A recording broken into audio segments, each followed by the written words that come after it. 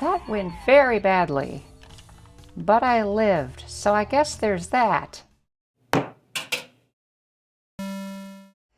Hello everybody, I'm Ellie Mechanical. Most of the things that we do on this channel are going to be mechanical in nature, you know, like those over there. But there are going to be a few outliers. There are a few games that I want to introduce, specifically of the video variety. One of those games that I'm doing a little presentation on is a game that I created back when I was in high school. I was a teenager once. Some of you might be surprised I'm not still one, considering how I act. And arguably one of the coolest things that I did during that time period was I made my own first-person shooter inspired by Halo, except it was all goofy and had a bunch of stupid things in it, and I had a ton of fun. I would hardly say it was a high-quality game. It had a lot of issues, a lot of technical problems, a lot of limitations. It was built on a game engine that was already obsolete, and even if it was a new version, it was limiting even for its time. But I put everything I had into it, my very limited knowledge of programming, and everything from level design to sound design. I did a whole bunch of stuff for this game, and I was honestly kind of proud of it at the time. Looking back, you know, it's certainly nothing special, but it was a big learning experience, and a lot of fun was had, both me developing it and all my friends who played it. And I even had split screen mode and everything, so we could couch co-op, or we could fight each other in the multiplayer arenas and all kinds of stuff. So I posted a video of it last year where I re-released the game. I was going to say cleaned up a little bit, but I couldn't actually do anything. I'll get to the technical reasons why later, but years after I had originally released it back in about 2011, I had a commenter reach out to me both on YouTube and on Reddit saying, hey, this game that you made, Epic Falo, does it still exist, basically? Because it's gone from the internet. And I'm like, well, far be it from me to be contributing to the existence of more lost media. So I re-released it, and I thought, you know, I'm starting to get into doing videos. Maybe I should do a developer's commentary on it and just kind of like do a let's play of the game. And so I had that idea in my head for quite some time, but then of course I ended up not really doing that because I got sidetracked by working on the Obsidian High project, and also doing a let's play of another game that I ended up taking down because of some YouTube policies that I was extremely disgusted with, basically. That's honestly the only reason I took it down. And honestly, I am planning on doing a proper video of it at some point in the future, but that's in the future, and this is now. So I'm actually just going to go ahead and fire it up. This game was created in the 3D GameStudio engine, which was a thing in like the early 2000s especially. It's vaguely based on Quake. I believe it can even import some Quake formats. But it was definitely kind of limiting. Levels are made out of blocks, which then have to be compiled, and light maps have to be generated, which took a notoriously long time to do. These days we don't do that anymore. These days light and shadows and stuff is generally calculated on the fly by the graphics card, and it's not baked ahead of time. But this was kind of based on 90s technology, and that was one of the things I would say that got in the way of really doing more level design on it, because every time I would want to do something on a level, it would have to recompile. And it was rather annoying. The GameStudio engine itself, to this day, it is still available for purchase. There's, I think there's a free version that's very limited, but if you want any actual proper features, you got to pay like, I think it's something like $200 for a more basic version. Or if you want the professional edition, that's $900. To my knowledge, it's still $900 for features that other more modern game engines give you for free. And there was a newer version of the engine that had better features, at least. And I played with the possibility of porting this game to the newer version or even recreating it from scratch. And I got some way into it, but there were a lot of things that I ran into that maybe I'll talk about a little bit later that kind of meant that project never really got off the ground. So anyway, let's switch over to it now. I probably could have had the music going this whole time, but I didn't. So the game supports Xbox controllers, keyboard and mouse, or generic gamepads that you configure in the menu.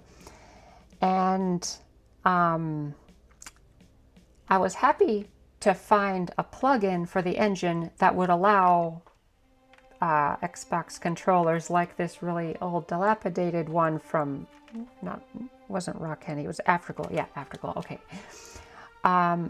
But the problem with the plugin, at least the version that made it into the released 1.3 version of the game, is every single check for a button or an axis or anything was a DLL call to this thing that would open a handle to the controller, retrieve that one singular piece of information, and then close it, and then send it back to the game engine. And I would say that's one of the biggest reasons why, if you play this game, especially 4 players, split screen, all with Xbox controllers, it runs really choppy, even if you have a really good computer, because it's spending all of that time trying to do these device commands that it doesn't have to do.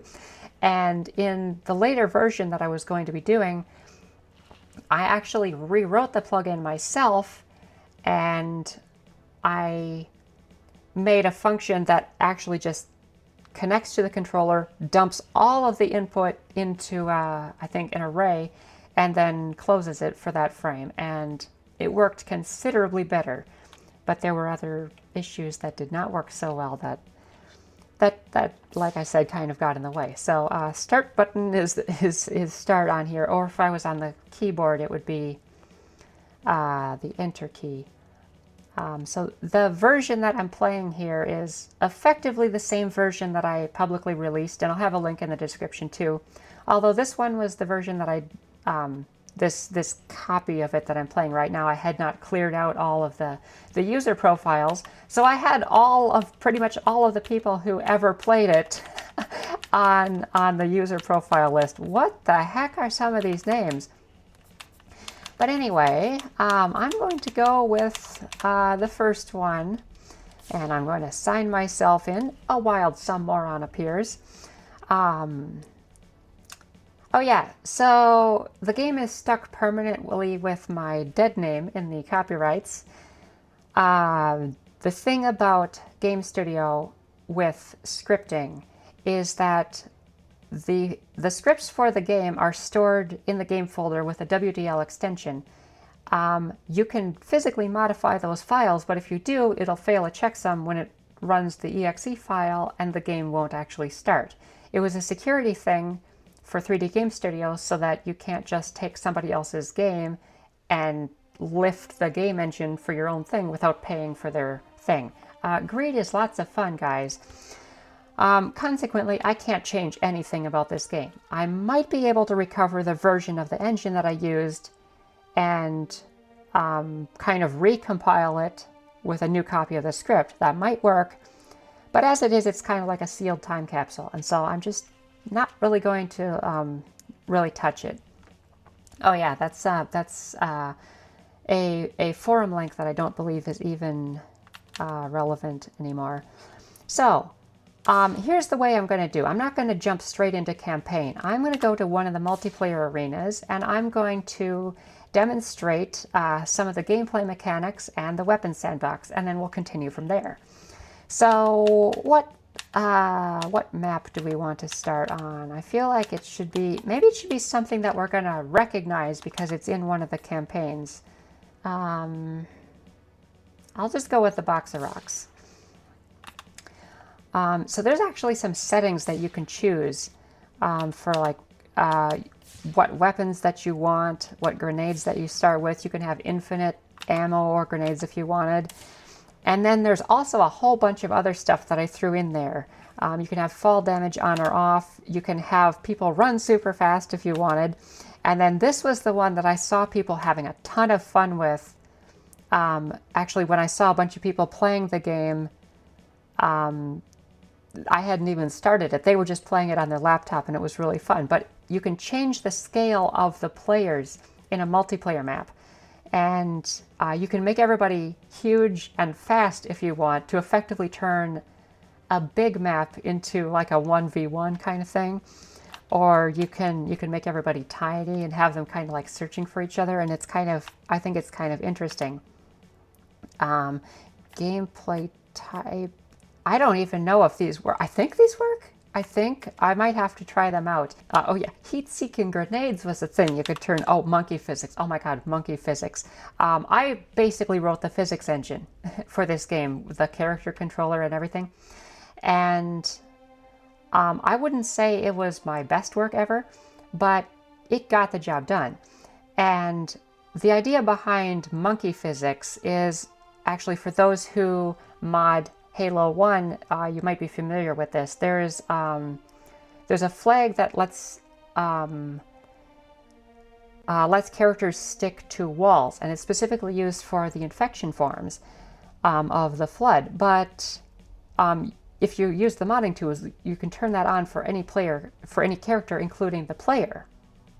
And the consequence of that is that you can like climb up walls and stuff. And I thought that was hilarious. And so I added it into my game as an actual feature. But I'm going to leave everything under the defaults for right now. This is all like multiplayer stuff, which is not really relevant. Oh, wait, we're in the multiplayer. Okay, you know. Okay, so I'm going to just start the game and had a loading screen there. Slayer. No animation or anything, but I liked the sort of chant that I had in the background. So this is the game. You might notice it has horrible joystick drift. I swear it has no concept of a dead zone, although I might look at the settings after this. That is a grenade down there, which I'm going to pick up. It's a delayed reaction grenade. I think it has like a 10-second timer. This purple grenade over here is a bouncy grenade. Oh yeah, I think we should probably address the elephant in the room. I'm holding a fish gun. Presenting the fish rifle. And I think this warrants a little bit of explanation, which I will give you. Early on in my perhaps ill-fated game development career, more specifically just playing with this game engine as a kid, early teens I would say, maybe a little bit younger than that, I ran into a plugin for the engine. God, that drift is terrible. I ran into a plugin for the engine that implements the Newton Game Dynamics physics engine. This was quite some time ago, but I thought it was really cool that it supported like stackable boxes you can knock over and vehicles and some basic ragdoll stuff as well, although I never used any of that. And I liked the concepts of, you know, playing with the physics engine and stuff like that. But the thing is, a lot of the impulse demos depended on the player shooting objects. And so there was a gun that you would pick up and, you know, you'd carry it around and stuff, which in the context of a lot of games is pretty normal. But I was never into guns as a kid growing up. And so it almost kind of like made me uncomfortable to have to carry that around in the level just to interact with physics objects. And so I was like, well, okay, it's a freely modifiable game demo. I can do whatever I want. And so I looked through the 3D Game Studio default project files, the templates and stuff, and there was this model of this like big pink tropical fish. And it was for the tech demo where they had like this swimming area, I think. And I thought, hey, I know, I'll just put that in place of the gun. And so the player carried around a fish that could shoot bullets. And I showed it to a friend of mine sometime down the line, and he thought it was hilarious, of course. And then when we were talking about the prospect of what if I made my own kind of Halo-esque game, he was like, you have to put the fish gun in. I'm like, heck yeah. And originally the fish gun was actually just the pink fish. I think I subdivided it a bit so it looked a bit better, but that's all it was. But then for this version of the game that we're playing right now, I was like, I'm trying to make a real game here with some real resources. I want to make my own model of the fish gun. And so I actually drew concept art of what an actual fish rifle might look like, and I'm going to put that on the screen. And then I made this custom model, which is still fish shaped, but it's also kind of gun shaped, and I think it worked decently well. And then of course in the actual game it ended up becoming the equivalent of the Halo assault rifle. Okay, so having covered that, let's see what other weapons there are available. Quite honestly, it's been so long since I played around in these maps, especially the multiplayer versions, I don't really remember where all of the weapons were on the map. But I do see this one, the hypodermic needler. So this is pretty much just the needler, except it lacks the super combine function from actual Halo, because I didn't really know how to program that. Surprisingly, this is one of the more powerful weapons in the game, since the projectiles do have homing capability if you are pointing your crosshair directly at an enemy.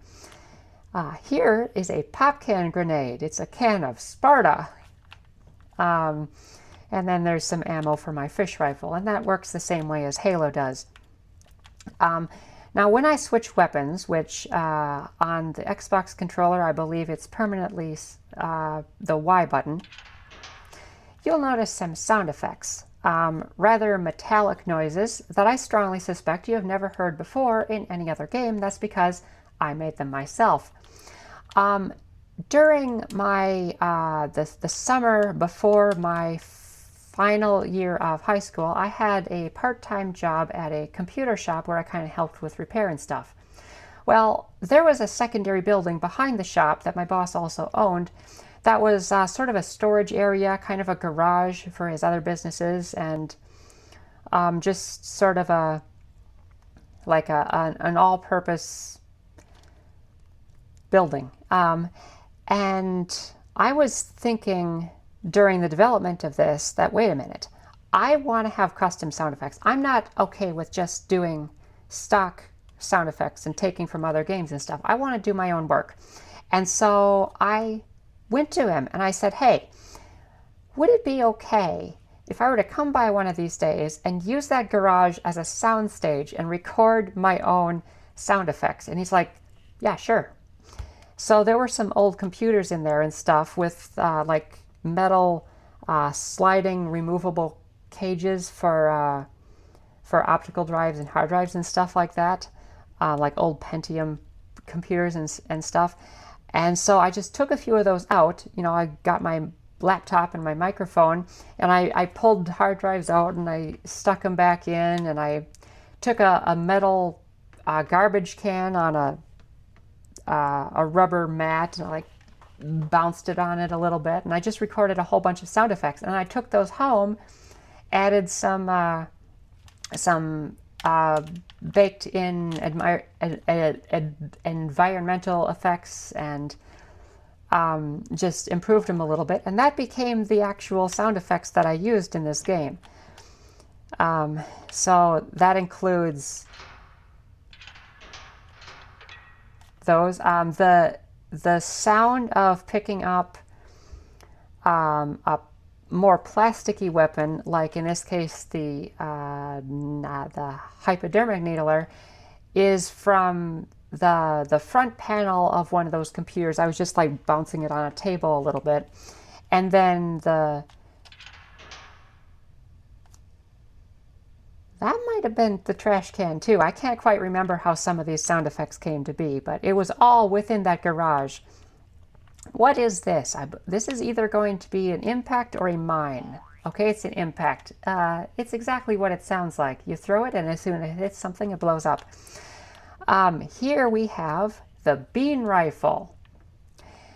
This model came from another GameStudio demo game called Mission 2. There was a Mission 1 as well, although I don't think I used any resources from it. The game itself was considered public domain for all users of GameStudio, so I did pull a couple of resources from it. This and a model of some birds, which you're going to see in the third map, and some music, which you'll see when we start playing the campaign. The weird colors are because Mission 2 was a very old game demo from a time period when the engine used 8-bit color palettes, and I didn't have the right palette for this weapon. I believe it's supposed to be like a white and a silver or something, but the colors are all messed up, and the same with the birds. But the birds ended up looking more like they're part of the flood or something, which was kind of on brand, so I left those and didn't care. Anyway, here's the bean rifle. It's a fairly effective sniping tool, which is very nice, except when it's in the hands of your enemies. Then it sucks. What else is there? There's something. Okay, there's another impact grenade. Here we have a shotgun, which is a terribly modeled thing. This was another sample model, I believe, that comes with the GameStudio Tech demo. It functioned as a shotgun good enough, you can kind of tell, and so that's just kind of what I used. I was capable of making my own models. I made a ton of the models in this game, but I don't know how to explain it. I had a lot of trouble with motivation. I would do some things to a lot of with a lot of effort, and then other things I just couldn't bring myself to dig into it and work on it. And unfortunately, some of the weapons and stuff suffered a bit as a result. Then over here we have the plasma rifle, which is literally just a Halo Covenant plasma rifle. With all of its functionality except for overheating, which I never really programmed in there. There's a particle grenade that I just picked up. That's pretty much just a frag grenade, except it's not just a singular explosion. It also fires off some additional projectiles in all directions, which technically makes it more like the way an actual grenade works. But they very seldom hit anyone, so I'm not sure it's all that useful. And I think I hit a couple of things in here too as well. Ah yes, this thing. It's a rocket launcher. Somehow. I don't even know what this thing is supposed to be. I just opened up the model editor one day and I thought, hey, I'm going to make something vaguely weapon-shaped. And I did. And this was the result. Also, there's another thing over there that I'm going to pick up in a second. But hey, let's fire this. It's pretty effective. So over here was probably, okay, it's not the last weapon, but I think it's the last weapon we're going to find on this map. It's the snipper rifle. Pretty much just a sniper rifle, but it's basically untextured because, again, I never finished the model. You can zoom with, I believe, the thumbstick, but you probably shouldn't if you're using the game controller because this is not a particularly well-programmed game, and if you do that, it pauses the game too. I'm not totally sure why. And you have to hit the back button to get out of it. Okay, but now it's zoomed, so then you gotta do it again. Okay, it's not very good. I was 17 and stupid. Now I'm older than that and still stupid, but at least I know not to do that. This door is blocked off. You will never get through here unless you're in the campaign version of this map. I think that's everything that you need to know for right now. So I am going to move on, I think, to the campaign itself. So I'm going to quit to the menu. As long as I'm in here, I'm going to go into the options and fix joystick dead zones. I can't promise this is going to fix anything, but maybe, possibly, it might do something.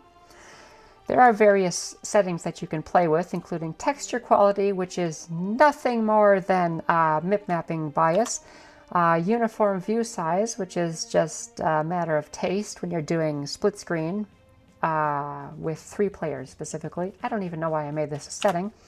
You can turn the music off, and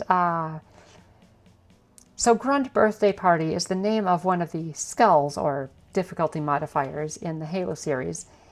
It means when you get a headshot on a grunt, which is the small cowardly Covenant enemy, it makes their head burst into confetti and have cheers of children in the background. However, in this game, if you enable this, all characters that you headshot on have this effect, not just grunts. So it's hilarious to see the elites have that happen. It's also hilarious to just see the elites in the first place. And we'll get to that very, very soon. Anyway, there's also mouse sensitivity, configure controllers. It works. It's not very intuitive, but it works. So let's get into some combat. And I'm going to go with the first campaign map out of 4. We're going to explore all of these, I think, but I'll start with the beginning. And I will go ahead. I'm going to go for a slightly harder difficulty. To be perfectly honest, this is a very easy game if you understand the strategies for how to play it. This is theoretically legendary mode, but it's not very legendary. Well, let's just say that.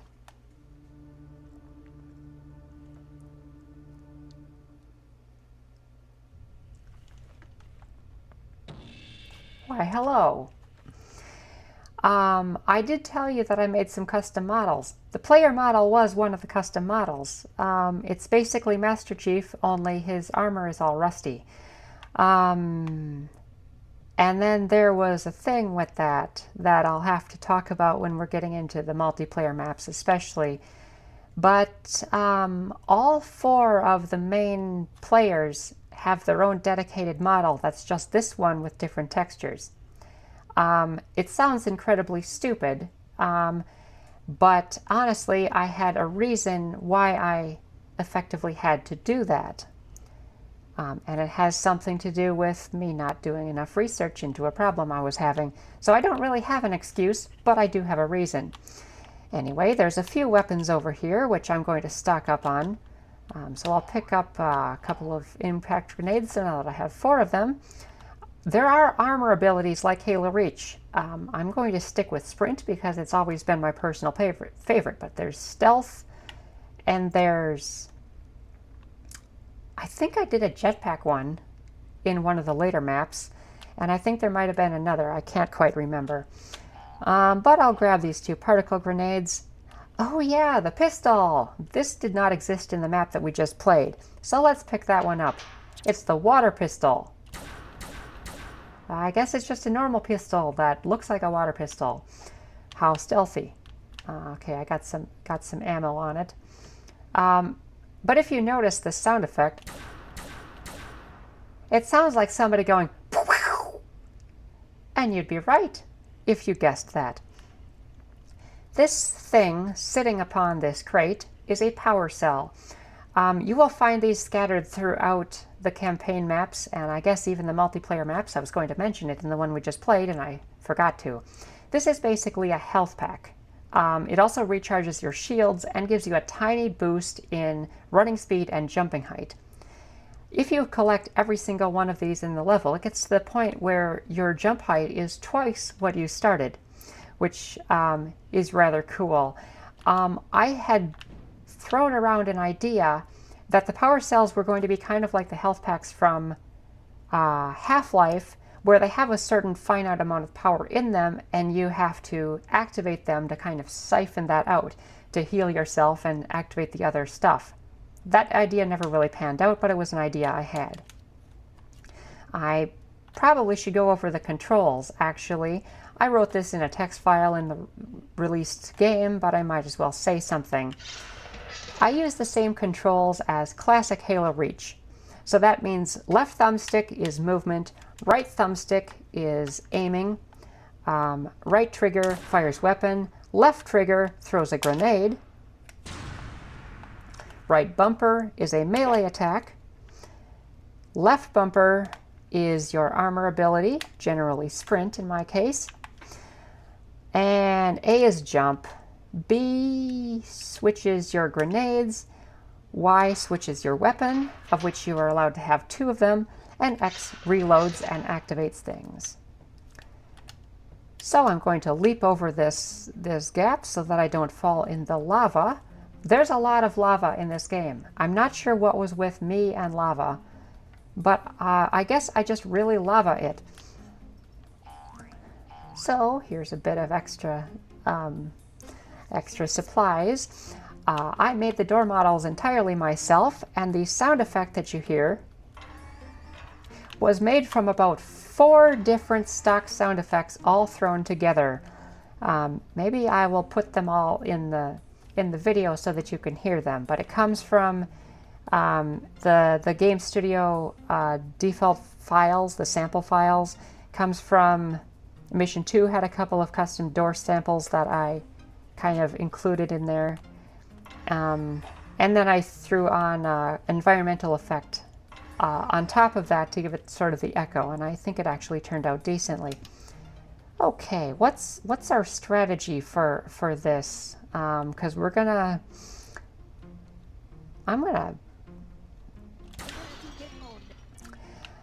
oh yeah, so enemies can talk to you. I did combat dialogue for all of the characters, of which there are 2, the Grunt and the Elite, and they're even subtitled because some of them are weird and hard to understand, since every single one of them was done using Microsoft Text-to-Speech. The Elites are with a slowed down Microsoft SAM, and the Grunts are with, I think, some variation of Microsoft Mic. Remember, this was quite some time ago when those voices were a lot more common. I'm going to do the impact grenades. And now I'm going to go around the corner, and I'm going to have some explaining to do.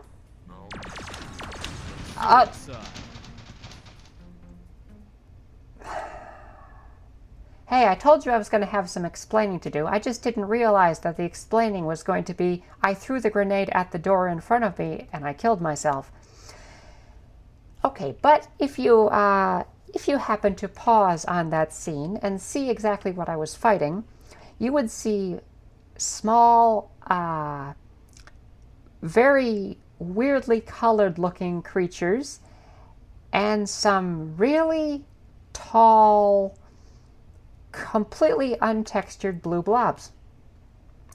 Those are the Elites, and the other things are the Grunts. The Grunt model was actually a helper robot from Mission 2, which I modified to give it much shorter legs, and the Elites are a custom model that I never had the motivation to finish.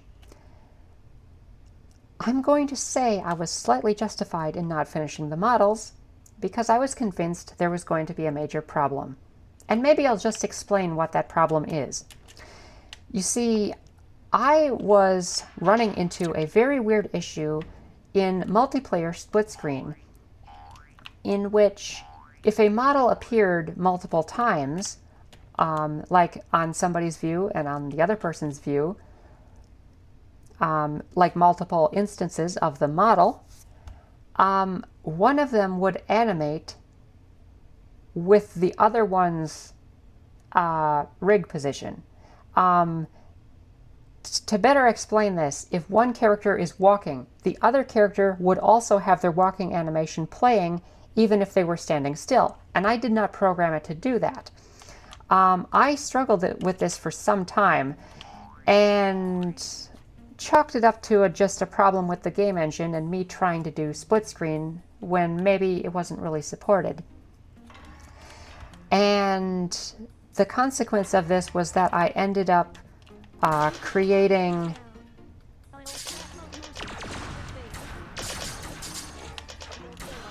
okay, I'm gonna take cover. I ended up creating 4 separate player models specifically for the multiplayer, because as long as they were separate models entirely, that problem did not happen. And when it came to the enemies that you would be facing in a single player or at least co-op scenario, I just kind of gave up because I knew there were going to be lots of them appearing at one time. So I was like, well, I'm just gonna have to stick with this for right now. And then I never really finished it. Spoiler alert, I later learned, before this game was done, but after I was willing to make any more big changes, that the problem was with my NVIDIA driver. And the solution to the problem was simply to assign a slight UV offset to each one of the models, and then the problem would just mysteriously go away. I'm not entirely sure what caused this in the first place. It was not my fault. It was the game engine's fault. But consequently, it kind of limited my creativity as far as the character models go. I'm going to switch to the other weapon here. There is no auto aim assist whatsoever. So you kind of have to use all of your aiming skills available. Those were exploding barrels. Those exist throughout the levels. What were we talking about? Because I know I covered the limitations with the model. I guess I was just explaining myself as far as the enemies. And now you know. The enemies hold weapons the same way the player character does, by which I mean they just have the player character's arms holding the gun. If you look very closely, well, actually, I don't think it's visible for these guys. I think I had it hidden. But I stole that line from one of the skull things in Halo 3, kind of. But anyway, I entirely just lost my train of thought here. Yeah, so all of the enemies have a copy of the player's first-person arms model to hold the weapons. And when they die, they just kind of turn upside down, which I figured was a good compromise for a relatively silly game, since I didn't really have a good way of doing ragdolls at this point in time. So I am going to shoot the heck out of you. The skull and crossbones was also just a little effect that I threw in there because I was like, well, okay, let's just give some other clear arcade-style indication that you have indeed killed one of the enemies. So that's what I did. Oh yeah, the music that's playing. That was an incredible fail. Also, that's a plasma pistol, which I have not demonstrated yet. The music that you were just hearing was sort of a FM rendition of one of the songs from Halo 1 or 2, one of those two games. It was based on a MIDI that I had downloaded from, I think, vgmusic.org and ran through a tool that kind of turned it retro-ish. I didn't even know what FM synthesis was at the time, even though I was using a program that supported it. Little did I know that I was eventually going to create my own FM synthesizer completely from scratch, which I'm going to also do a video on eventually. Oh yeah, the plasma pistol. Another sample model. Basically the same functionality as in Halo. The longer you hold it down, the stronger the power, to a limited degree. To be honest, it's not a very useful weapon. I go for pretty much anything before I go for this one. Anyway, we're about to see a very familiar environment. And the music that you're hearing now is also from Mission 2. I think I was talking about the sort of public domain music that it had in it. He just died from fall damage. But anyway, I took several variations of this song. Oh no. Oh no.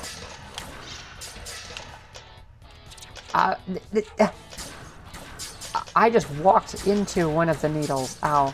Okay, I'm gonna punch him. I'm gonna punch you. Okay, I got him. Okay, I got him. As I was saying, there were several variations of this one song that appears in the game, and to be very honest, not much else. So it does get a little bit repetitive as far as the music goes, but for having only 2 very short levels in the first place, I guess you would kind of expect that. So this is the same level we were just exploring, except now there are enemies in various places. Not for long. Yes, plastic grenades do in fact stick to enemies.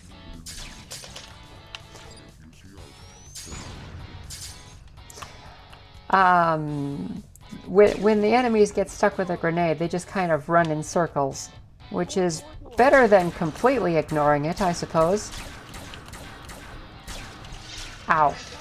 Also, I'm getting hair in my mouth. There, much better.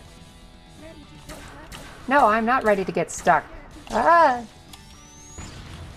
The enemies are surprisingly good at throwing grenades, and considering that I've never been particularly good at math, I admittedly am rather proud of the algorithm that I created for determining the angle to throw them. It's not always perfect, but they can do some pretty interesting things, especially in the final room, which I'll get to eventually. Were there enemies hidden in here, or were there not? I thought there were, but I guess there weren't. Anyway, give me that. I believe there were some more on the other side, which I will take care of. Are there, or is that on the lower difficulties? Oh, I remember why there are no enemies. We'll get to that in a second. So now this gateway is open, since that's actually part of the campaign level now. And in order to progress, we're going to have to activate this switch, which you can just activate. You don't have to blow up the barrels, because level design is easy. But let's blow them up anyway, because it's fun. Anyway, now we can open the access port.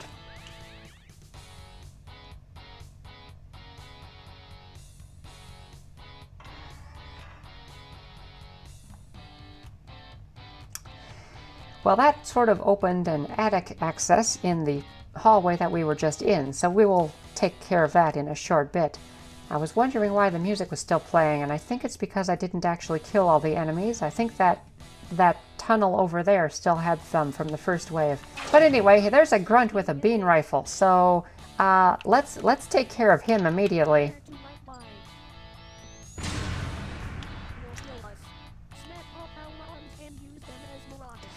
Admittedly, the combat dialogue gets a little old since there's not a ton of variation in it. But the first time you hear each one of the quotes, you might get a laugh. That was a terrible throw that effectively did nothing for me. Oh yes, the grunts say wart, wart, wart, not just the elites. That's the only grenades I have, so I'm just gonna... Uh-oh. Uh-oh, I think I'm going to have to take cover. The shield system works the same way as it does in Halo, and health does slowly recharge, but not very fast. Ouchie! Probably a lot more than that, to be honest. Okay, I'm just gonna... Did I get you? No, I didn't get you. Now I have no more grenades. However, I'm gonna do a thing. I'm gonna lure you guys out here. And you might wonder why I am doing that. Well, it's to demonstrate something. Hello. Where'd he go? He died from fall damage. Now that one probably does warrant some explanation. I told you earlier that I created the physics engine for this game, and a consequence of that is that it's really, really quirky. I noticed playing the multiplayer maps that when you would try to push somebody out of the way, it wouldn't necessarily work very well because everybody seemed to be kind of solidly on the floor. So I was working on the physics engine a bit, just trying to get it to work so that you'd be able to push other characters. And I wasn't really having a lot of luck with that. I wasn't sure why it wasn't working, but it just wasn't. You'd walk into a character and they'd just still be standing there rigidly. And so I just kind of forgot about it. And I continued developing other parts of the game and testing. And then, yep. There was another one. Oh, he's got a shotgun. That is no fair. Anyway, so I played other parts of the game and tested it and kind of forgot about what I was trying to do with... How did you survive that? Anyway, the music's still playing. I'm not sure what's up with that. I think we ran into a bug. Do you think I'll ever fix it? No, I can't. Anyway, maybe I should just put the controller down and explain what I was talking about, but maybe I won't. So, I went back, developed other parts of the game, forgot about it, and then I came back to, quite honestly, I think it was this area, and I was trying to just test something else. So I was going to jump up on that platform, and there was an enemy in front of me, probably an elite, and I didn't really pay him any mind. I was just trying to jump past him. But I was really close to him when I jumped, and my character hit his, and my code that was supposed to transfer velocities finally worked because I was in the air and applying an upward force. And he shot into the air and died from the fall damage. And I laughed so hard at this, and I was like, oh my god, I just accidentally invented a way to kill enemies in this game. And so I ended up being like, well, I'm just going to keep that in the game. In fact, I'm going to make it into a real feature. So it ended up being what TV Tropes calls an ascended bug. And so I created this whole feature where it even makes the pyoing noise when you walk into them and jump. And it's surprisingly effective, as I think you saw. So that was just another way that I ended up having fun with it. Why is the music still playing? I'm rather annoyed at it at this point. And that was a terrible throw, but at least that one took care of him. I realize I'm kind of wasting a lot of grenades, but you get a lot of them, so I'm not going to be too concerned.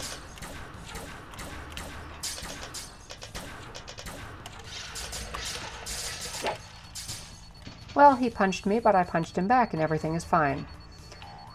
So now we're in a new part of the level with different lighting.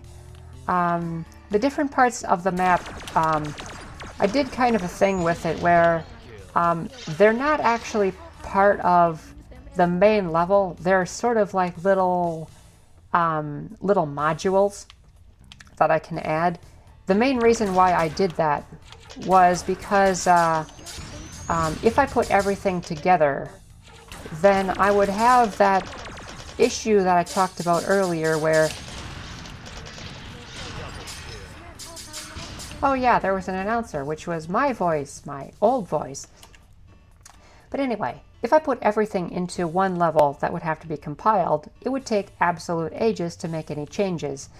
And so my solution to that was, I was like, well, how about if I just make small pieces, compile the lighting for all those, and then combine them together?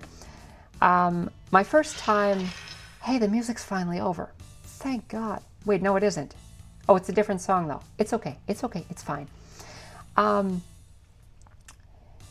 So in my first attempt to get that to work, I noticed it made everything really inefficient because you lose the culling features that would normally, you know, not draw something if it's not actively visible on the screen. And so my solution to that was to add triggers throughout the level and then kind of manually do that, where individual level sections, like that outdoor area, this part of the hallway with the red, the part with the green, all that stuff, were all different areas that would kind of turn on and off. And one of the effects of that was that I could also program, if you leave an area, then any enemies in that area just get purged out. So I kind of added features at the same time, just in the process of making something that worked. I did not need to use that. Oh, by the way, chain reactions exist. If you have an explosion near a grenade that's just sitting there, it will set off the grenade with whatever effect that entails. So you can make a whole chain reaction if there's a bunch of them sitting around. Excuse me, which was demonstrated in one of the very old videos on my channel. Why am I still using this? I don't want to waste my rocket ammo on these guys. And I'm almost out of ammo, so make them count. Well, they didn't count. I'm going to use this one.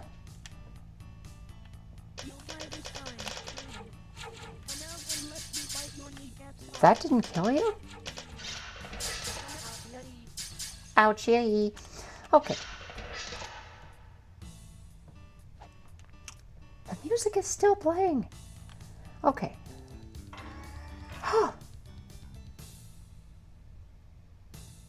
Okay, now it's over. I am honestly rather sick of that, and I only just started playing the game. Let's see, what else do we have to discuss here? I rather liked this room that we have coming up here. This was arguably one of my favorites. And in fact, this is the room of the level where you kind of get a choice which way you want to go. And there's, he just stuck his own teammate with a grenade. What an idiot. The bots in this game are not the smartest in existence.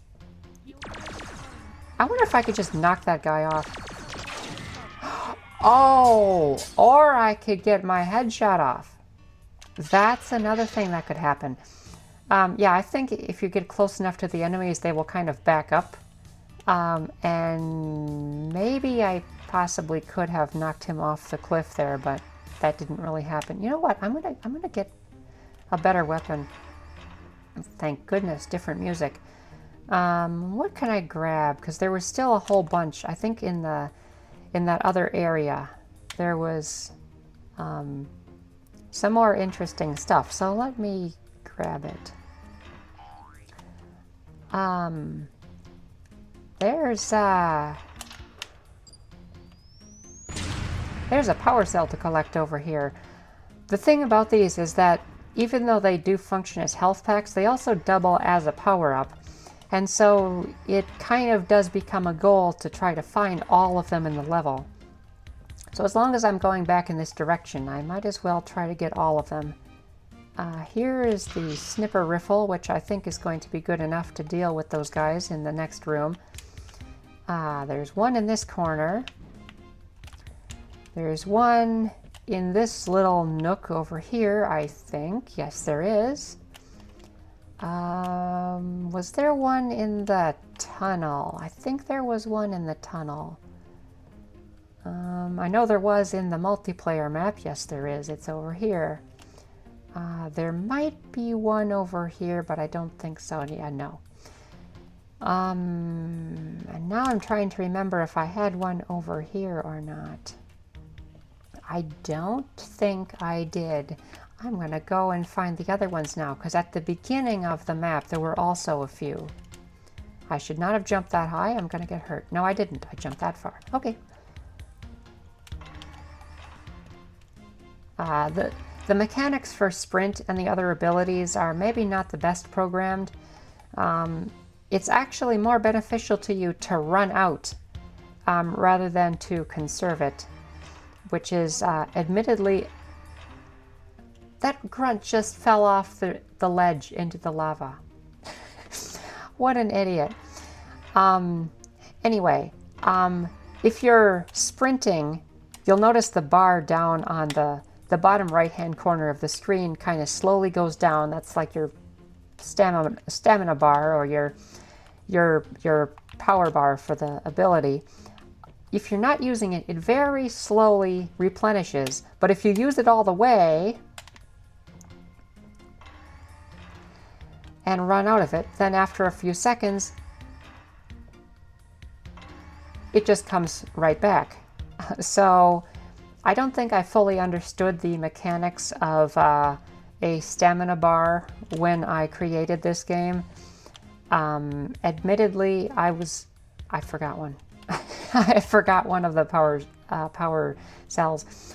I was not familiar with a lot of games, to be perfectly honest, at the time that I created this. And so there are a lot of gameplay mechanics that are just a little bit off from what you might expect them to be.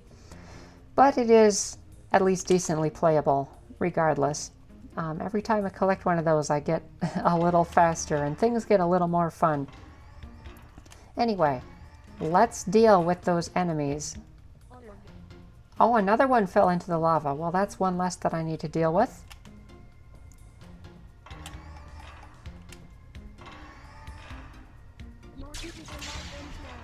Or I could miss. I could miss again. Ouchie.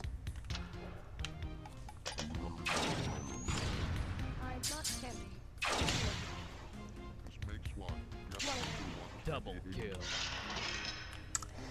Okay, I have no grenades unfortunately, but I don't think I'll need any. I wonder if those elites down there are going to try to chase me. If I recall correctly, they will. Or maybe they won't, because now that I'm thinking about it, I think I might have set that fence down there as an obstacle they shouldn't try to jump over. Let's see if I was... Hey now. Let's see if I was correct about that. Hey, you! So now I'm going to hide over here. Yeah, they don't try to jump over that. Because I told them to not be stupid. Is that everybody? I think that's everybody. Now, actually, if you watched my release trailer of this from last year, you will already know the thing that you can do up here. You can jump from there up to the top, collect another weapon, and actually follow a different path into the next area of the map. I don't know who just died, but let's take the original path first, because quite honestly, this is the way I never bothered to go. This was one of my favorite...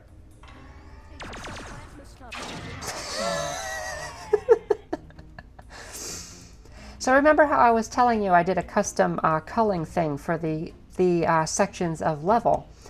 Well, now you just saw the consequence of that. The triggers that turn those levels on and off are activated only by the player, not by the bots.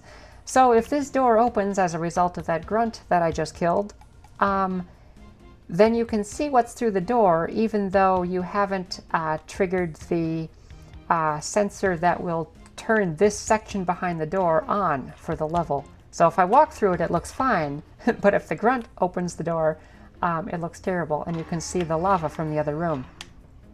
Anyway, okay, I got you. I just tried to reload that gun, and that's really stupid because it only has a battery. Anyway, now we can finally move on to what is arguably one of my favorite parts of this map, the cave. Now, do they follow me? I don't think they follow me. As they should not, because if they did, their pathfinding is a bit lacking, and they would probably jump into the lava. What else do I have? Oh, I have this. I'm going to use this.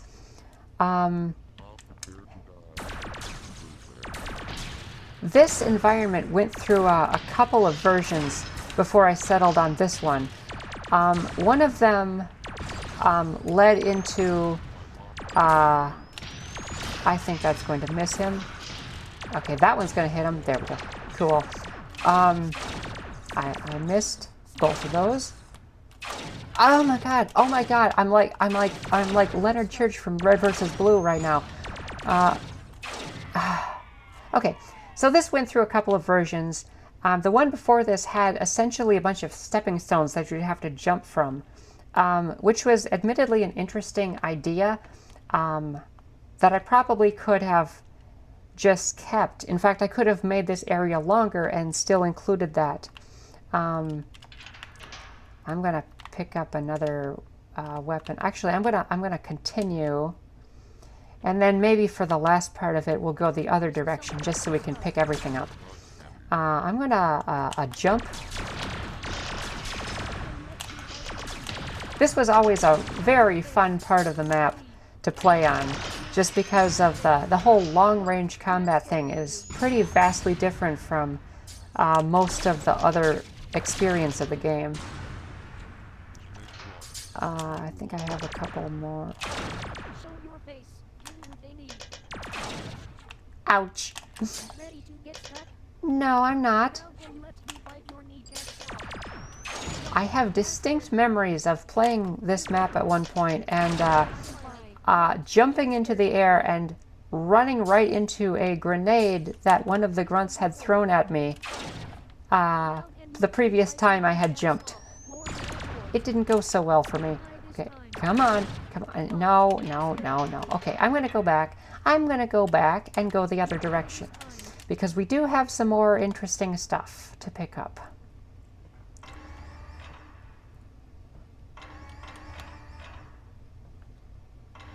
Just realized there's no music. There's supposed to be, I threw in, for whatever reason, the William Tell Overture as the soundtrack for that fight that I was just doing, and I'm not hearing it for some reason. I'm not sure why. I suspect if I go back and play this map again, it's just going to work fine, and I'm going to forever wonder why. But anyway, here's another power cell, some pop can grenades, and the plasma lawn chair. Which is nothing more than a pun. It looks nothing like a lawn chair. But this just fires up to 4 plasma grenades that, as far as I remember, maybe have homing capability? I don't quite recall. But let's test it out. If we take this hallway, we come out in the same place, but way higher and a lot closer to the exit.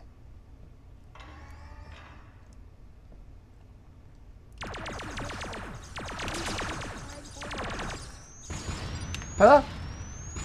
I did say they were really good at throwing grenades.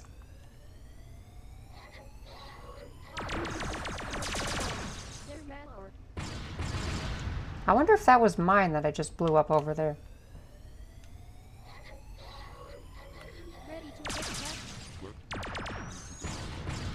Well, I got the elite, and those other guys can just...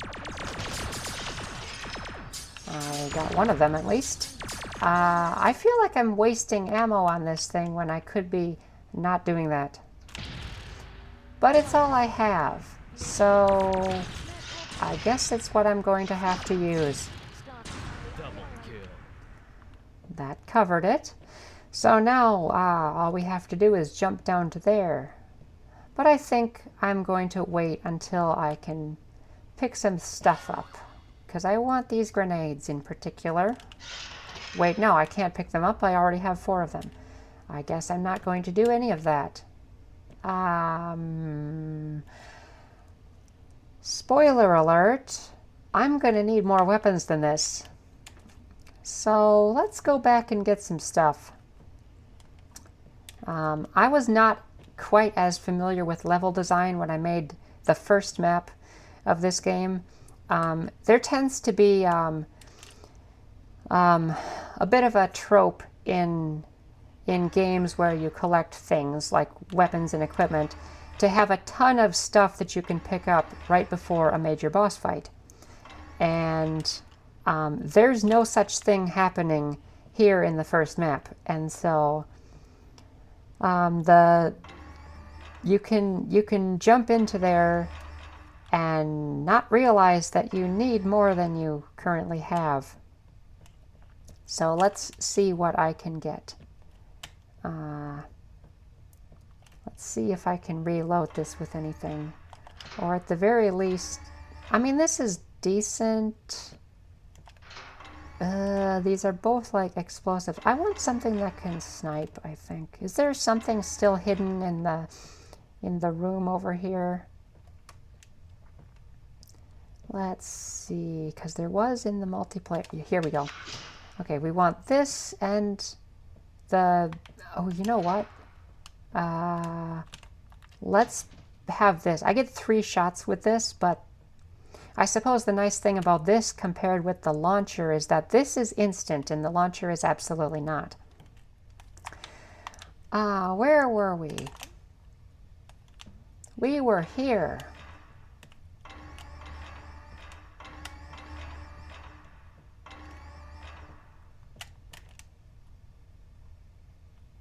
Suicide. Oh. Okay. I probably shouldn't have jumped down that far. I'll be right back. I absolutely swear when I went through that door, the music started for a second. It probably depends on going through another trigger for it to happen, but something is glitching out about the music during this one specific play session. It's rather annoying because I thought I had that sorted out all those years ago, but apparently I did not. Okay, I did some damage there, but at least I didn't break my legs. So now we can finally get into the final area of the first mission. Oh great, that music again. So this area coming up is one in which, oh come on, it's one in which you have to fight your way up to the top.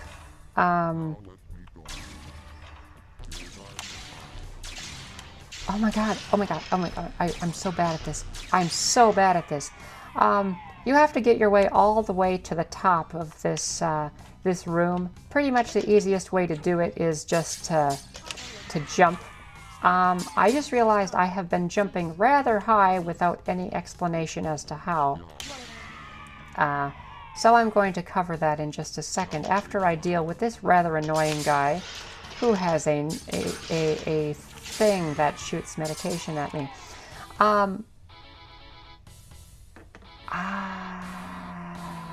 Mind broke just now and I forgot what I was saying. Oh yeah, jumping. Why did I do that? Why on earth did I press that button? Okay, if you click the left thumbstick, you crouch. If you press the A button, you jump. If you jump from a crouched position, you jump twice as high. I don't know why I'm demonstrating this in a hallway with a low ceiling. Let's demonstrate it somewhere else. Here's a normal jump. Not so normal anymore because we've been powering ourselves up. But here's a jump from a crouched position. Anyway, this helps you get into a lot more areas. And yes, this was an intentional feature from the beginning, not a bug like the thing where you can punch enemies high into the air. Speaking of which, I should probably try doing that sometime. Oh, that's a guy with a bean rifle. Oh, okay. Is that him? Did he? Okay, I have 2 shots left with this thing and a few grenades. That was not good. Oh dear, how far did I get thrown back? Oh my god, no. No!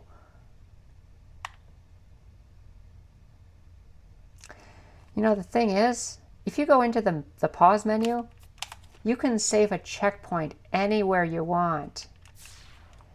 And I just now remembered you can do that. You know what? I'm going to stick with this. I don't want to go all the way back there. I have all my grenades, so that's good enough.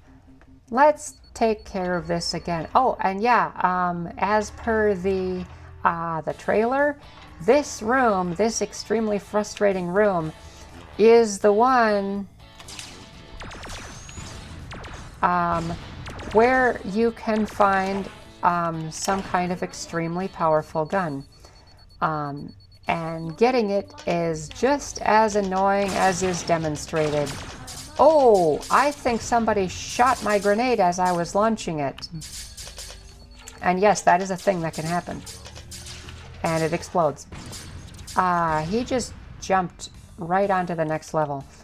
I'm gonna save a checkpoint right here, and I'm just gonna run for the exit because you get the idea at this point. I ran out of stamina. That was lovely. That was exactly the way I'm supposed to play this. That didn't even kill him. Ow. Ow, ow, ow. Oh, that got somebody. Grenades add your current velocity to their velocity. So it does kind of potentially be confusing. If you're slightly moving in one direction, you will throw the grenade in a weird way. I'm gonna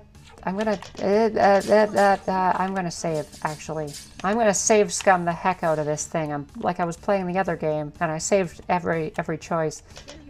I am almost out of stamina again. I'm just gonna like burn that up running into a corner so that it completely recharges. Exploitable. Okay, let's go for it.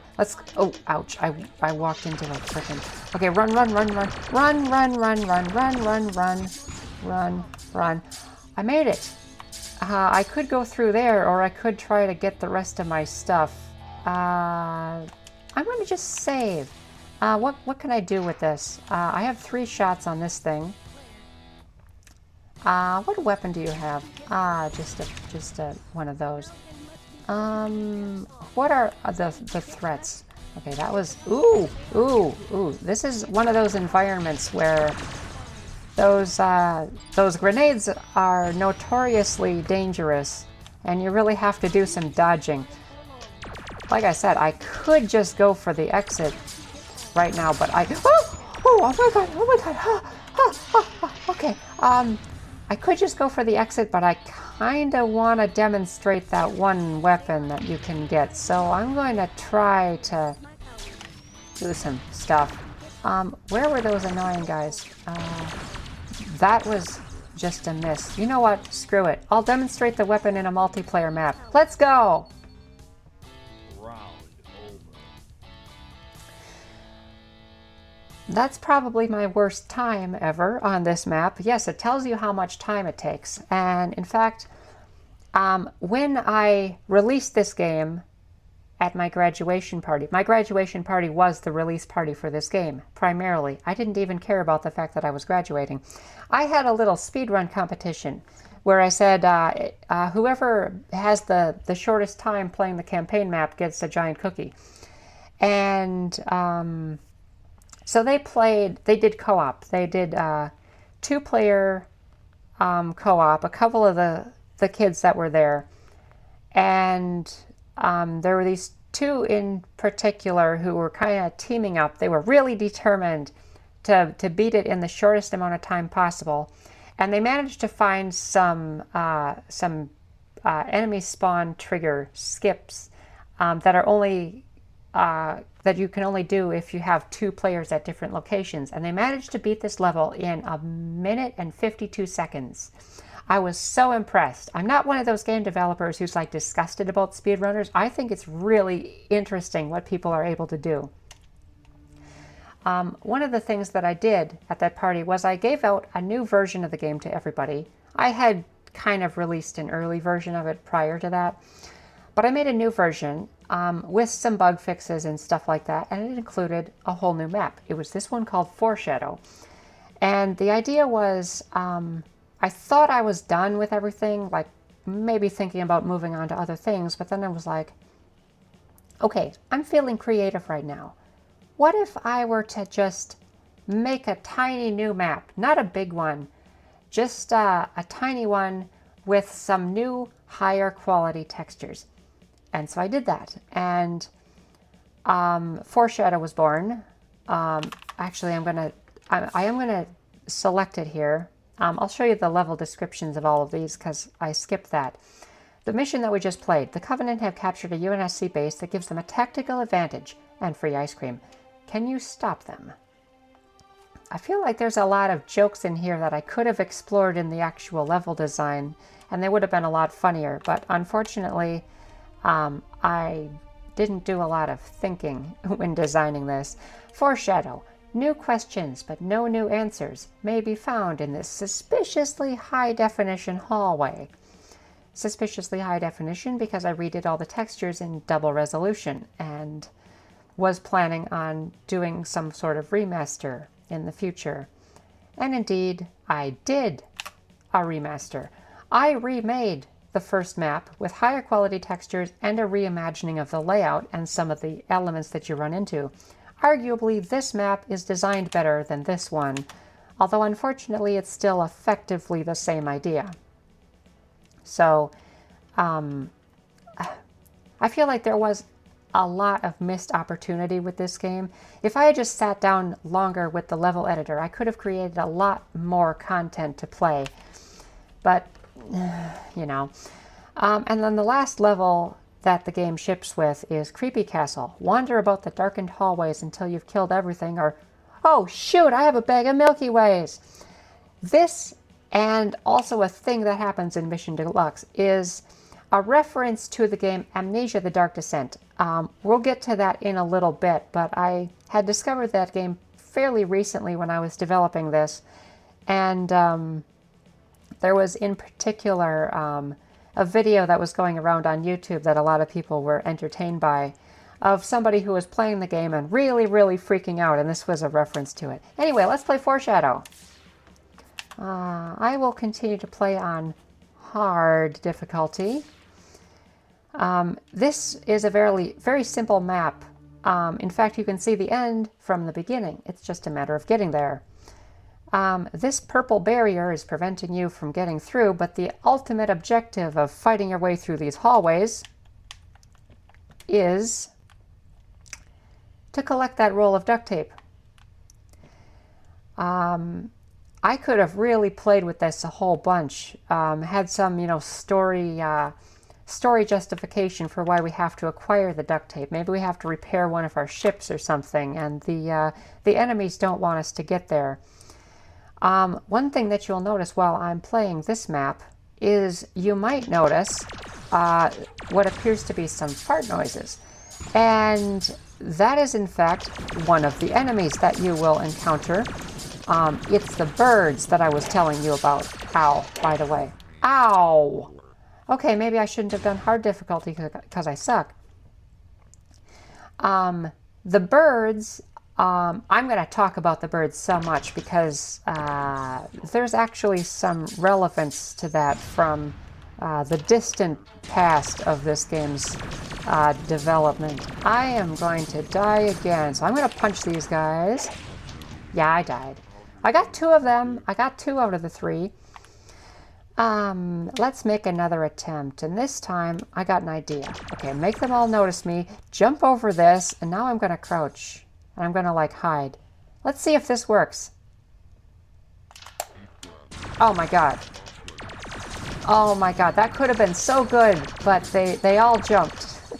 They are at least smart enough to jump to avoid grenades, and with the situations where you will use grenades, it is unfortunately rather effective of a strategy.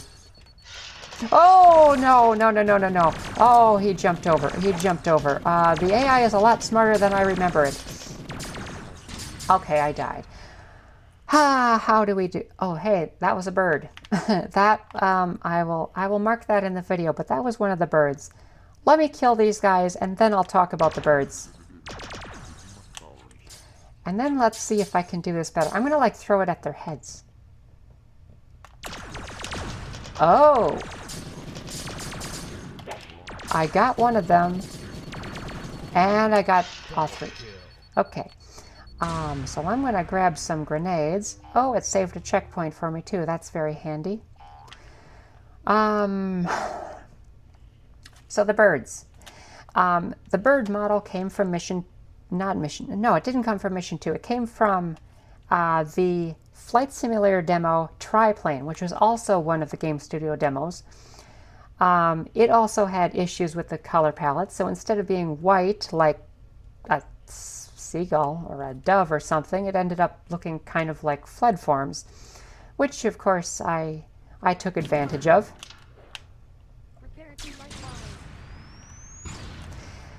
But anyway, and a very early version of this game, when it was still really an early alpha demo status, one of the maps that you would play and fight on was at this point, you know, it's a multiplayer map now, but it was a campaign map at the time. I wasn't really sure what I wanted to do with it, but I had some ideas, some random, just stupid ideas, and one of them was I would have these birds flying around the level, kind of like looking out for the aliens that you were fighting against, where if you killed any of them, the birds would like dive bomb you, and they were explosive. So if the bird touched you, it would explode like a grenade. And then at some point I thought, hey, let's add some more interestingness to these enemies. And I have them basically regularly crap out napalm. Which my friend joked about being like explosive diarrhea. And so the level would basically be filled with fire, which would last for a short period of time. And that idea I eventually brought back into this level, where I gave the birds grenades instead of just plain fire. There's no actual fire in this game, although I think the code still exists for it. And I think there was a later, oh yeah, there was a whole thing that I was trying to work on that had fire and some other things that never really saw the light of day. If I can find those files and get them working, I will do a second video on the sort of behind the scenes content of this game, because there is honestly a lot of interesting stuff in it. I am going to grab the needle gun, because that one is actually going to not suck. Anyway, yeah, so the birds that crap out grenades, they exist in this map in a couple of places. They're just kind of flying around, patrolling the area. And I don't think their functionality to attack the player directly is in here anymore. But they will still be a bit of an obstacle for you.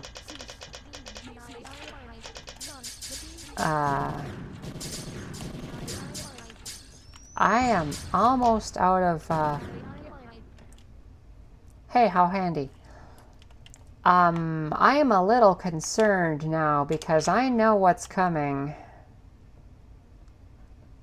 Let's reload this. And then really hope... Okay, here's more. Oh, hello, bird. Thank you for demonstrating your capabilities for the viewers today. The bird only takes one shot to hit, but it's a very small hitbox and very challenging to actually get him. I say as I take him down with 2 needles. But I got him, and I should grab that grenade that he dropped, because they all have a grenade. And that's a handy one. It's the impact grenade. Why, hello, baby.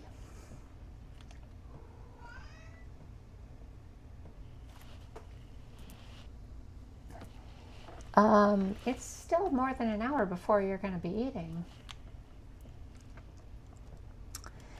So I did say there was going to be something to deal with over here, didn't I? Behold. Something. There's something to deal with over here. Yeah, those are just elites, but they're completely invisible. There's cat. I wonder if I should just give the cat a snack. That could have, like, come on. I almost got him. I almost, like, if I get that to stick to him. Okay, where are you? Okay, because the needle can mark where he is. Oh, I got him. There's another one though. That's unfortunate. Yeah, because the needle gun will stick, and it'll kind of tell you where he is. I believe they function like normal elites though, so they will chase me on higher difficulties if gotcha.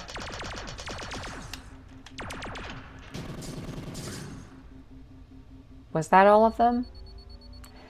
There's one more. I don't think I got this guy. Yeah, I got it. Come on. Oh no. Okay, I'm gonna just reload and shoot a bunch, and I'm gonna punch him. I'm gonna punch. Oh my god. Where was the last checkpoint? Now I'm concerned about that. It was over here. Lovely. I'll meet you back there. Oh, hello. Amazingly, that wasn't an issue. Oh yeah, so the other enemy that I was going to show you is this guy. He has 2 eyeballs and a nose that's a plasma pistol.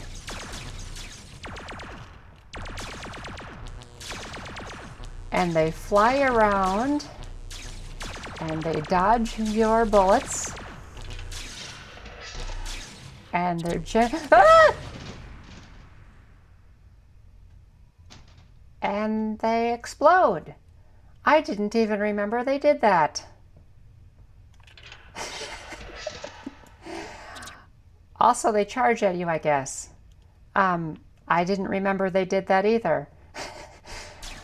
Very interesting enemies, to be perfectly honest. And what are they called? Flying aliens. I was chain reaction. I was not good at naming things. So that's about the best name you would get from them. Is there another one? Yeah, there is. Okay. Hey you. Hey you. Can I just take you out with needles? Yep. Okay, so I got that. I think it's pretty useless because I'm about to end the level and I don't think stuff carries over. But there's our duct tape. Round over. That probably took a lot longer than it could have, considering we just go in a circle. But anyway, lots of weird little ideas that I threw in that that I just I probably could have used. Oh, I'm gonna. This has an interesting intro now. Once upon a future date. This sounds like the beginning, but it's actually level 3, because it makes sense. In a galaxy far, far away, A hostile group of aliens who were hostile decided to be all mean and attack a UNSC base just because they were bigger and stuff. They took control of research base Alpha 128, a base critical to humanity's success in the war because of its weapons control systems and ice cream sodas. Like most critical bases, it will have to be blown up now that we found out the enemy can access it. You are a member of an elite strike team sent to neutralize the territory, destroy the alien intruders, and escape to the ship we will conveniently park outside. We will handle the rest. Good luck! And here is Research Base Alpha 128, a giant flying cinder block. I actually put some effort into making an intro cutscene for this level, which ended up being a lot of fun. So you'll notice a lot of similarities between this one and the mission that we just played with the textures and the original mission, because it's practically the same path that you will take. This is the same basic starting environment with the lava pit of doom and the structure in the middle. Although in this case, you can just sneak around to the back and there's just this one singular power cell. And this is actually technically the third version of this room, with the first one being the most interesting and the one that never actually made it into the final campaign. But it survived as a multiplayer map and we will be checking it out at some point. Anyway, there's our Halo ripoff music again. And around the corner, which you can see if you look at the motion tracker down there, we have a couple of enemies. Fortunately, this time there's no door. So let's do some damage.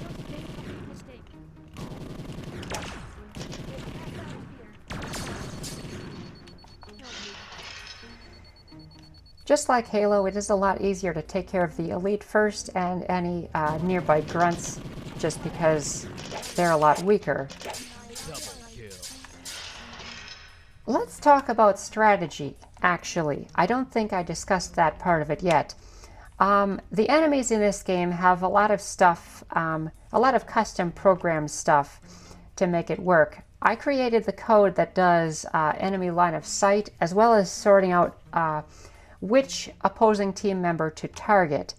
But that being said, not as much information is shared between them as probably could have been. And one of the consequences of that is that the enemies don't really have any capability of staggering attacks amongst each other. They will all kind of individually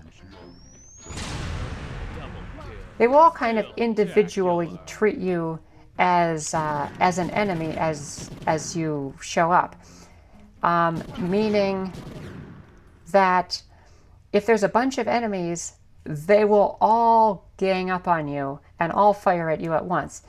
And it means that a strategy that works in the original Halo might not work so well here. If you have to run through an area, you're not just going to have one or two enemies firing that you might be able to dodge. You're going to have everybody going after you immediately. So it kind of changes the strategy that you have to use in order to play the game and be able to actually beat it. The funny thing about it is, it's actually kind of like a window into my mind as an introvert who tends to like avoid people and avoid conflict and stuff. The game is almost tailor-made for my personality as the creator, where instead of jumping right into the conflict and going after the enemies that way, the best strategy, the one that often wins, is the one where you kind of hide back and plan and equip things in advance. Anyway, this is not an environment you will find familiar, although the noises of the birds probably are. This is kind of, it's not really the same type of map as we had with the weird little canyon thing. It's kind of different, but it kind of serves the same purpose. in the case of this level, we are going to go through here all the way to the end and then eventually activate a switch that will allow us to get through back the way we came. Like I said, it's kind of a remaster of the first map, but it has, you know, a few little different things about it that make it more interesting. I think somebody just ran into lava because they're so incredibly smart. There's no actual like pathfinding algorithms here or anything. They just check for nearby obstacles and nearby like drop-offs and stuff. It's certainly not perfect. There are a few characters that will kind of jump off cliffs and stuff. Let's see. There's some guys over there I'm gonna deal with. I'm gonna chuck a grenade at you and see if I... Oh, that was a good one. I stuck his foot from like 100 feet away while he was jumping to avoid it. But you can do a lot of crazy, goofy stuff with the grenades in this game, so it is rather fun to play with. I just got shot from the side, I think. Who are you? What did you do? Or was that a bird? Maybe that was a bird. I think that was a bird. Okay, I have a fish rifle with almost nothing left. Okay, now I have stuff. That would have gotten me, but I dodged it. I'm gonna get you. Maybe I should use this instead. Oh! Oh!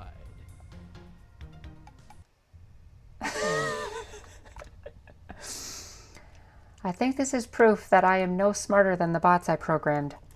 Let's try that again.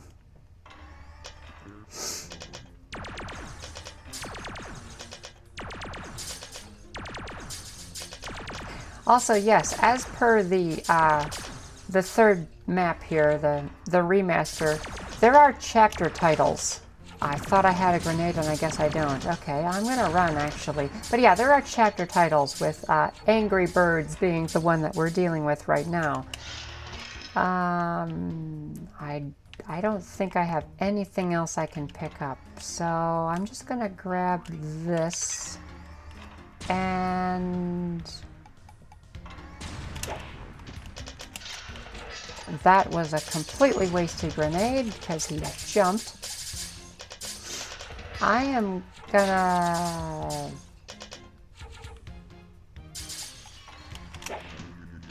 Okay, I'm gonna get you is actually what I'm gonna do.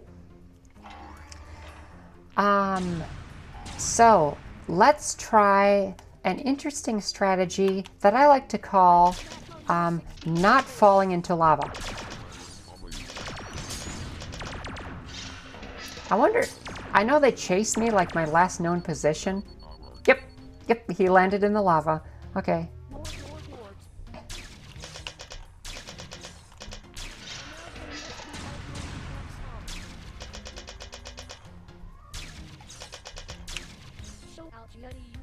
Okay, I got you.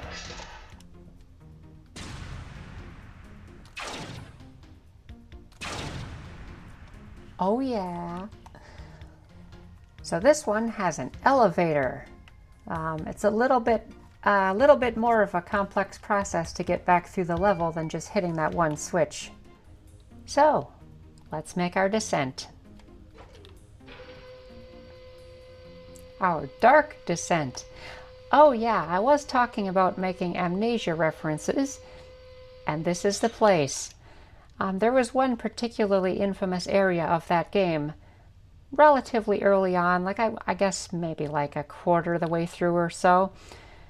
The darkness feels strange and unnatural. See, it was the storage room of Castle Brandenburg, and you would come into an area not unlike this. The correct way to go was over there, but there was also some stuff to collect in a side room.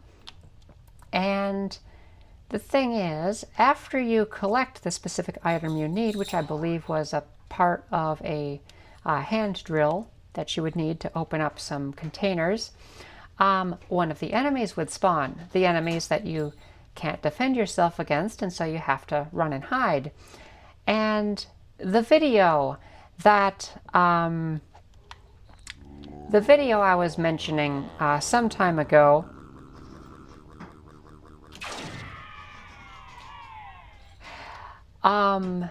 involved this this group of people who were playing the game over Skype voice chat, and one of them absolutely freaks out over every single scare in this area. And this area in particular was like the first one where he really freaks out and has to hide and put away his lantern and stuff. But the actual Milky Ways part was referencing later in the video, where his friend is like digging around on his desk or whatever, and he discovers a bag of Milky Ways, and he's very excited about this, and he says as much. And just at that moment, the guy who's doing the filming runs through a hallway and comes basically face to face with one of the game's monsters. And he absolutely screams his head off. And just the entire context of it, I just found so hilarious that I put a reference to it in this game. Oh shit, I have a bag of Milky Way.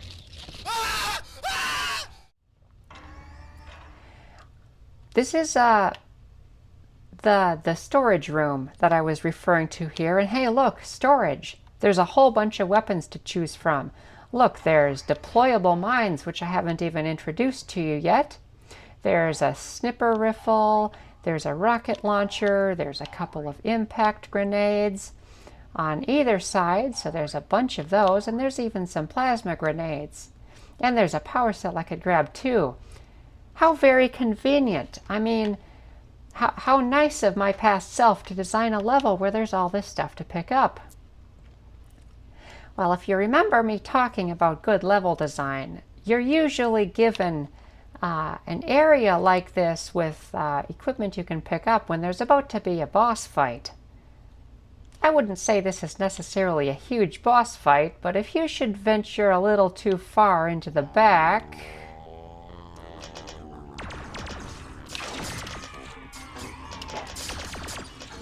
Oh crap. Suicide. Oh yeah, so these guys are that was from the previous checkpoint, not what I just died to. Those guys are the grunts from Amnesia, except they're made of a really crappy character model from GameStudio, and with Daffy Duck's face on them. You'd understand if you played Amnesia. It's kind of the reference. But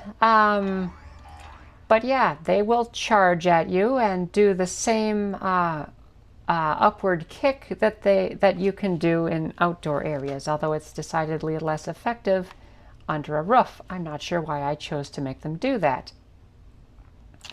But yeah, let's equip ourselves a little bit better and then give this another shot.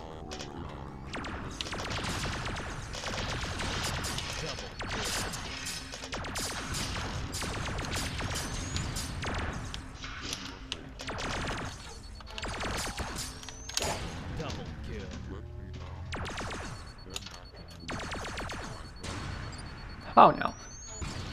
Oh no. I got him. Okay, now I'm going to pick up everything in this room and get the heck out of here. Okay, so I have rocket ammo. I have pretty much all of the grenades that are available. This is already pretty much full, so I'm going to call that good enough. And now that we're well equipped, we're going to go right back the way we came from. Right back up to the surface. And my hair is in my eyes. And my earbud is falling out. So I have grenades, mines. What if I just threw a mine up here? The mine is basically just a grenade that doesn't explode until somebody moves nearby it. Oh my god, come on! Okay, well, I wasted 3 shots on him. There's another one of those guys up here. They are a lot stronger than I was expecting them to be. Oh my god. Oh my god. Okay, that was convenient. If somebody is priming a grenade to throw it at the precise moment that you kill them, the grenade just goes off right next to where they are. And if they're near a bunch of other enemies, it's extremely convenient. Oh, oh, oh, oh, oh, oh. No. Okay, I'm going to chuck a mine over there. In fact, I'll do 2 of them. I don't think that's actually going to do anything now that I think about it. I might have to just go over there. Or do that. The grunt just blew up those barrels by sticking one of them with a grenade. So that was odd.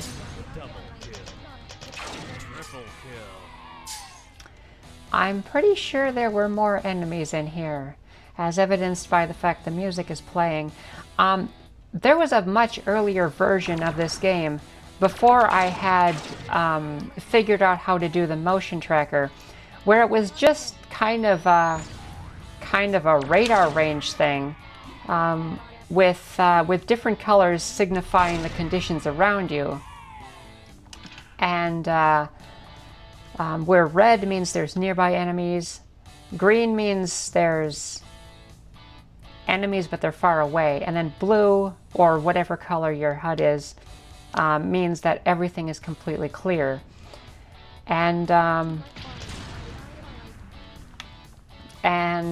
it was honestly a cool idea, especially when I went back to that version of the game sometime later, and I was like, actually, that was a cool idea.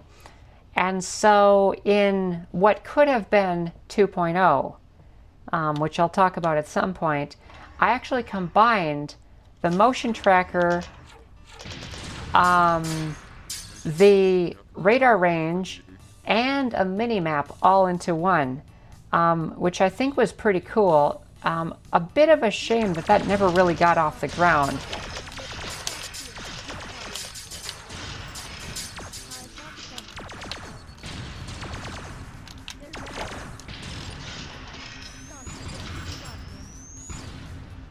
Well, that was a lot of stuff happening all at once.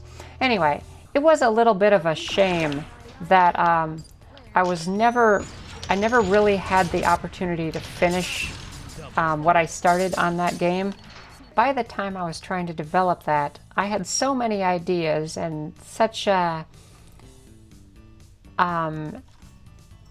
ambitious vision for what I wanted the game to be, that the game engine itself was almost breaking apart at the seams trying to do it. I was trying to manage game resources and having crashes during level loading and all kinds of stuff, and it ended up being so much of a struggle that I pretty much ended up putting it down at some point in favor of other projects that ended up happening, of which a prominent one was the Undertale pinball machine. I think it's one of those things that it would kind of be interesting to go back and actually try to develop a full version of this game with the entire original vision that I had for it. But at the same time, I have so little time and so many other projects that I'm not totally sure that's ever actually going to happen.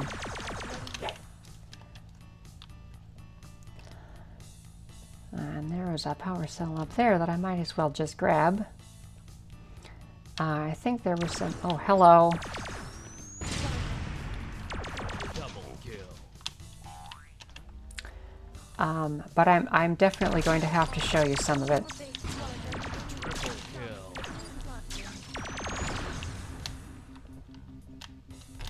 kill. Oh, I almost got him. Screw it, I'm just going to run at him. Oh yeah, that thing about if you kill an enemy and they're priming a grenade, the grenade explodes. That actually makes it potentially dangerous to melee attack certain enemies, especially if you manage to catch them by surprise and charge up to them, because if you melee them and they're priming the grenade, it still goes off, and then it goes off right in your face.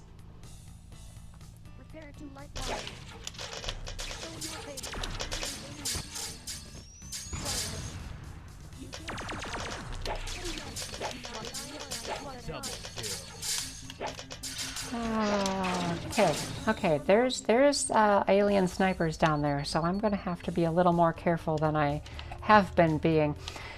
So you might recognize this environment to a small degree.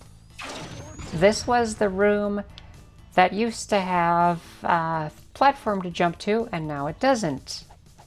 To be quite honest, that's probably a little unfortunate. I kind of removed things that I could have had.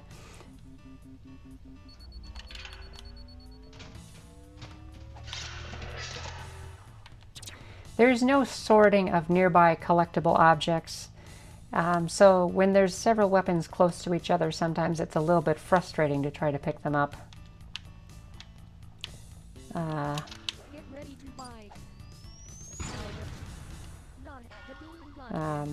So the decision that I made consequently was just whatever you're kind of looking at is what you're able to pick up.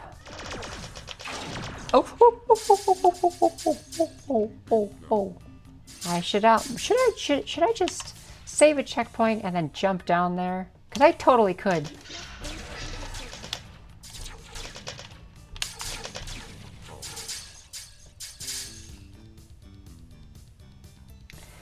Well, if we want to talk about spoilers, that's certainly a chapter title that is going to give us a clue what's about to happen. So remember that storage area? Well, here's another one. Can only imagine what's going to happen when we leave this area. The final room of this map is a little bit different from the previous one. Instead of doing some vertical fighting, we're just fighting waves. Except the behavior of the waves is kind of interesting. Once you kill one enemy from one wave, the next wave spawns. As you can imagine, they stack up pretty quickly.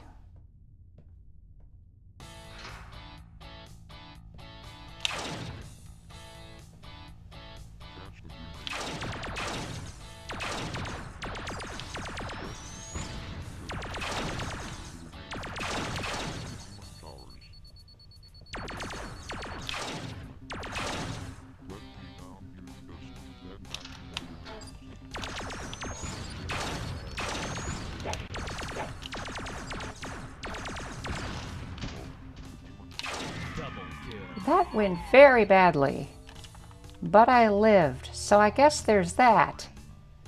There is a power cell up there I could try to grab for, and I probably should have grabbed for it when there was a lot less enemies. Or I could do it at the very end. Thing is, if you don't headshot these guys, they have shields, much like you do, so...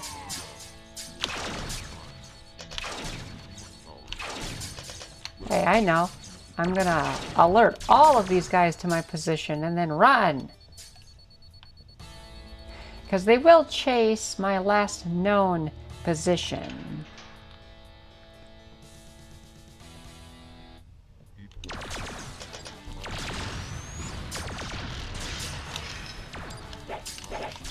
Oh, apparently my controller has a light on it that I could have had on this whole time. And I got a double jump up to that. If you are wondering why I have to crouch jump to get up to here, when in the previous level it seemed like I could go a lot higher, it's actually because different levels have different jump heights. The physics of the player is actually customizable per level. So jump height is a thing that you can change. and you can enable an older version of the physics engine, and you can change, you know, the kill floor height and a whole bunch of other stuff.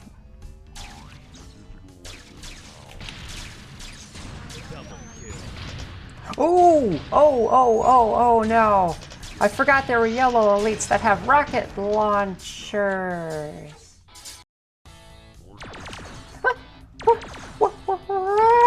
Okay. Okay. There.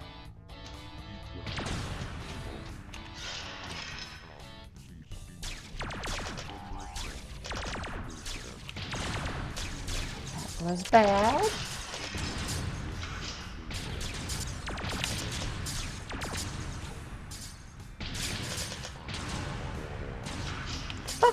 Oh no, oh no, oh no, oh no, oh no, oh no, oh no.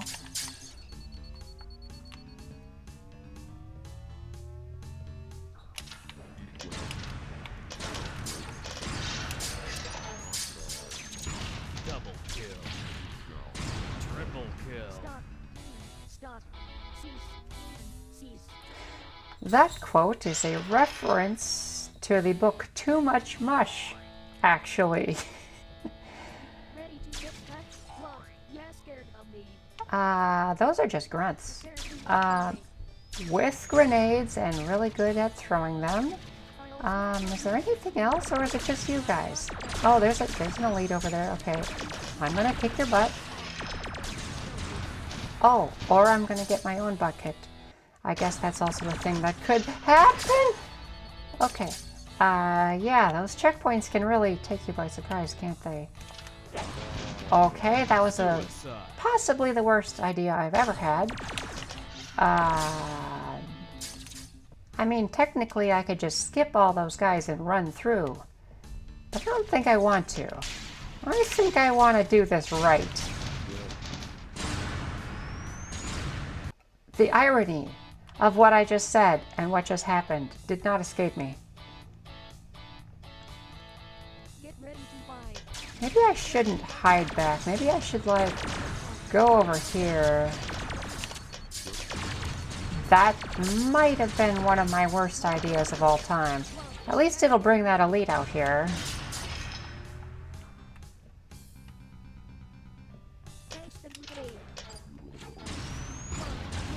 Oh! Yeah, there's that whole thing with the chain reactions.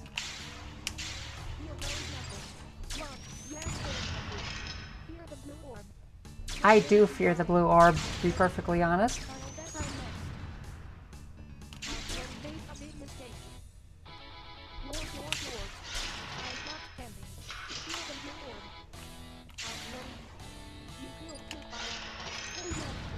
We're almost there.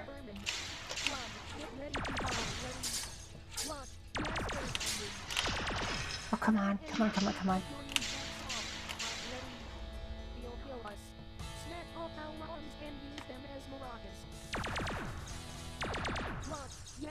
Also, I'm not actually Master Chief, I'm just sort of a generic soldier character, so stop gendering me male, please. I had no idea about any of that at the time. Although in what could have been the sequel, there was going to be a player gender selection, actually. So perhaps I was thinking ahead. Okay, that's all there is. So, here is the end of the level. Yes, that is a bounce tile. There's a multiplayer map that actually takes advantage of these a little bit more, which we're going to explore when we do the multiplayer stuff. But the idea is you just jump on this and have your little finale there.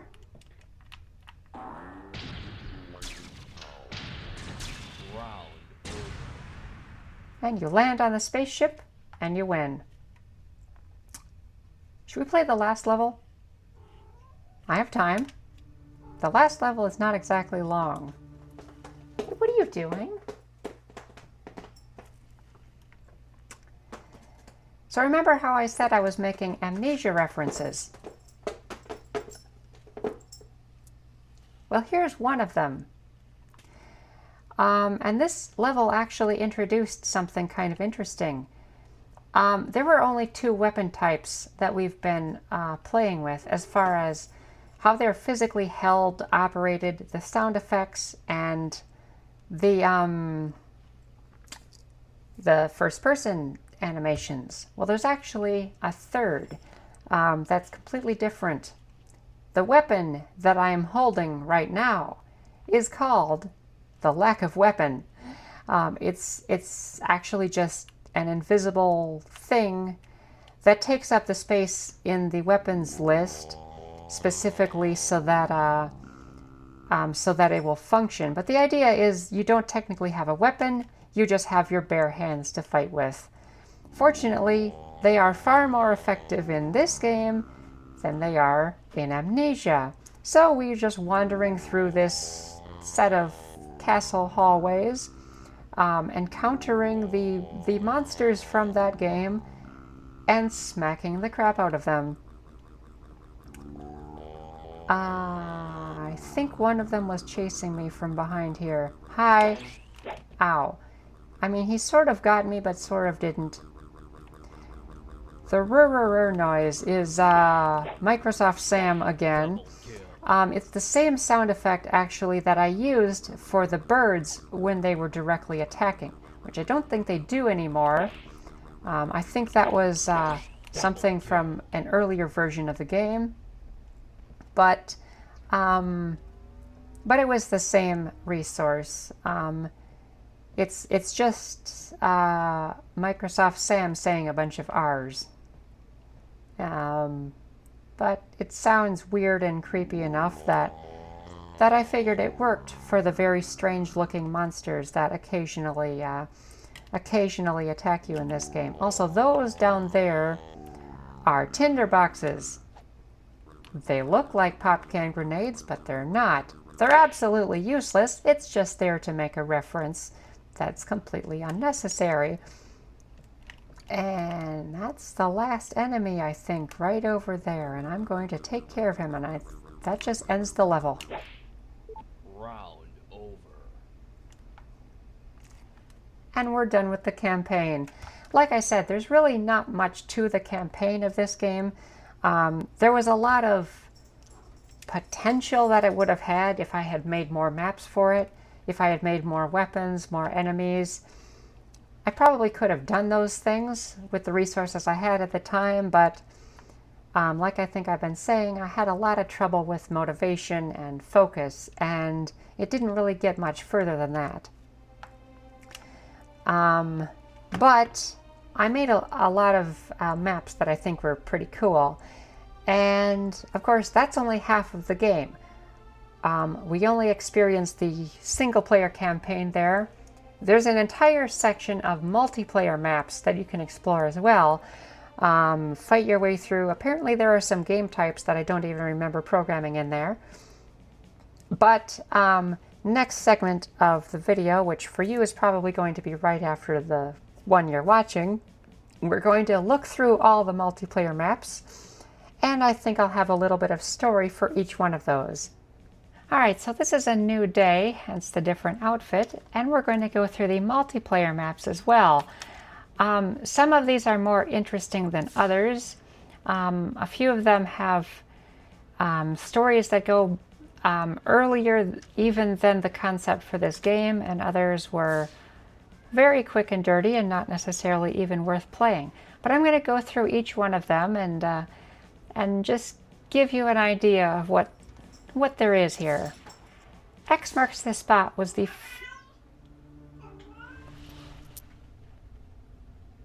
X marks the spot was actually the first multiplayer map I created for Falo. It was inspired, of all possible things, by a session playing volleyball at the park with my friends during the time that I was in early development of this game. We took a little bit of a break, sat down, started playing with the sand around the area because we were a bunch of goofy, immature teenagers. and I got to talking about the game, and a friend of mine was like, hey, I got an idea. What if you were to make a map that was like just an X shape, you know, and we carved out an X in the sand, and we kind of talked about ideas we could have for it. I think we might have brought up the idea of these bridges here as well. And so I went home and I was like, I am so inspired. I'm going to make this map. And I created an early version of the X marks the spot map. It was a little different from this. It did not have the lava. It had a third level down there, and just a solid ground. And I believe it also had some tunnels up here that led to hallways like we saw in the missions. The thing about having that much space to walk around in is that for a game that's limited to 4 players, it gets a little bit boring when there's just so much space and not a lot of opportunities to meet. So in the more recent version of the map that we see here, I removed the lower level, added this lava trap instead, and took the tunnels out. I'm not sure this map is necessarily my best work ever. I even have a more recent version of the map that I think I did a considerably better job with, which, I don't know, might see the light of day at some point in some form or another. But it still was a ton of fun to play on the map, especially as I found when I walked in on a few friends of mine just playing this game on their laptop. If you crank up the player scale on this map, everything becomes a lot more condensed. And there's also an area up at the top above the what would look like an outer wall here, where it's just a big square flat space.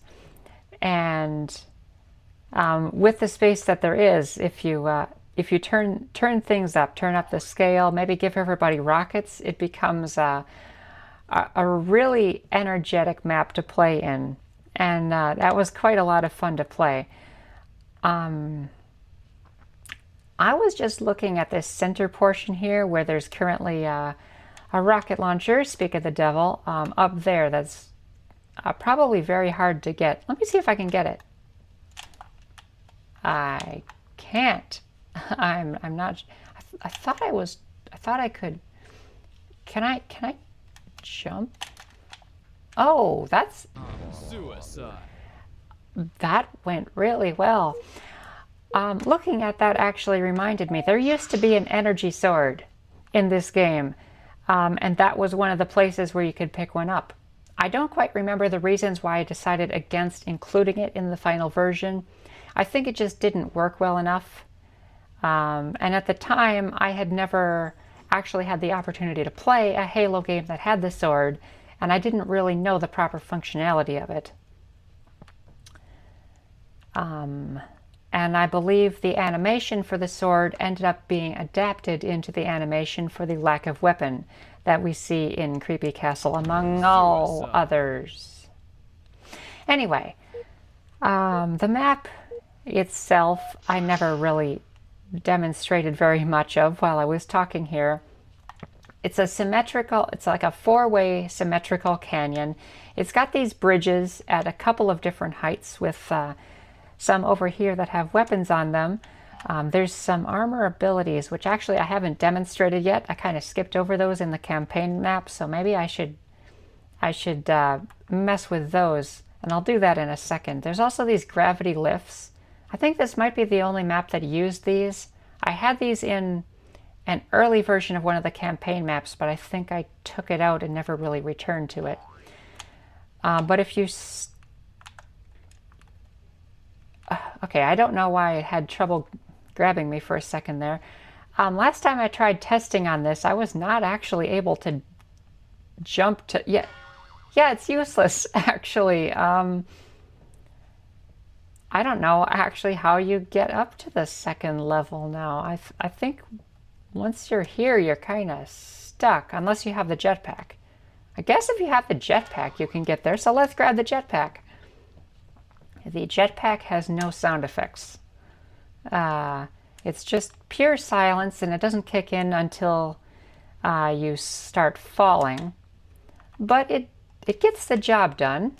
Oh, and here's the open space that everybody was fighting on, and that really took me by surprise because I didn't think people were going to go up here, and they ended up turning it into a little arena of their own. But anyway, there's not a whole lot more to see about this map. When I get a version of this running from some of the files that I had that were unreleased, I really need to do a follow-up video with the new version of X Marks the Spot because it looked absolutely beautiful. And I think it was a bit more playable too, even if the game around it was vastly incomplete. Anyway, let's move on to the next map as soon as I jump into the lava. Suicide. Anyway, let's move on, shall we? The next map is Trapezoid Sandbox. This one is based on the Halo 1 level Hang 'em High, and I believe Slayer. High Noon, was that a Halo 2 map or a Halo 3 map? I can't remember, but you get the idea. It's got all these little things, these little structures here that you can kind of use as cover and fight around and stuff. And it also is absolutely littered with grenades. And of course, if you've been watching me play, you know that chain reactions can get absolutely insane in this game. So if you play this map and give everybody rockets in particular, it is insanely fun. The outer walls of this map are just solid. I mean, they're like right here. This is as far as it goes. But there was a newer version of the map that I created. Again, the same place as the X Marks the Spot thing that I was talking about, where I took the walls out and I had to actually replace them with edges of basically an island in the middle of a pool of lava, of course, with some scenery on the far end of it and stuff. I honestly liked the aesthetic of that map quite a bit. And I do think that was an improvement, other than without walls, potentially it's a lot less chaotic when you have a lot of explosives going around. Which arguably for this game is half of the fun. So I suppose there's pros and cons to everything. What else was there in this? Yeah, I don't think there was anything else notable about it. Most of the fun of this map is the actual gameplay. So let's move on again.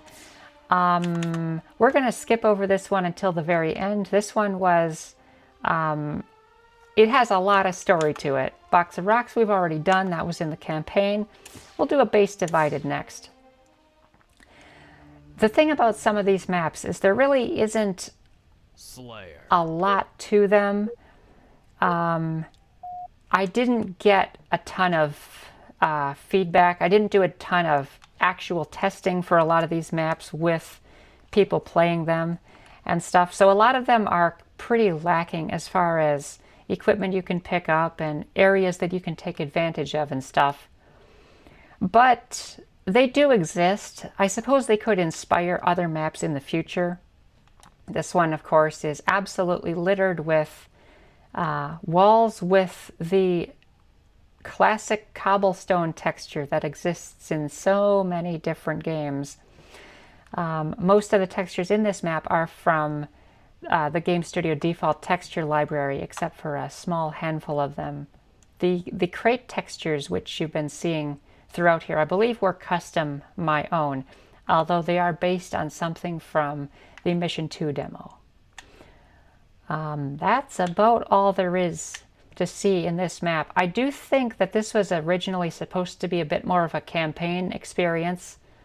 I had used this in a test version of the campaign level where one side had a hole in the ground in the grassy area. I think it was, if I dash over here and jump over the wall, I think it was like this area right here. And in that part of the first campaign map where there was the big open cave area, there was an early version of that that had I think I was talking about the stepping stones that you would have to jump to. And if you reach the end, you would be able to jump out this hole, and then this would be part of the campaign map. But it never really developed further than that.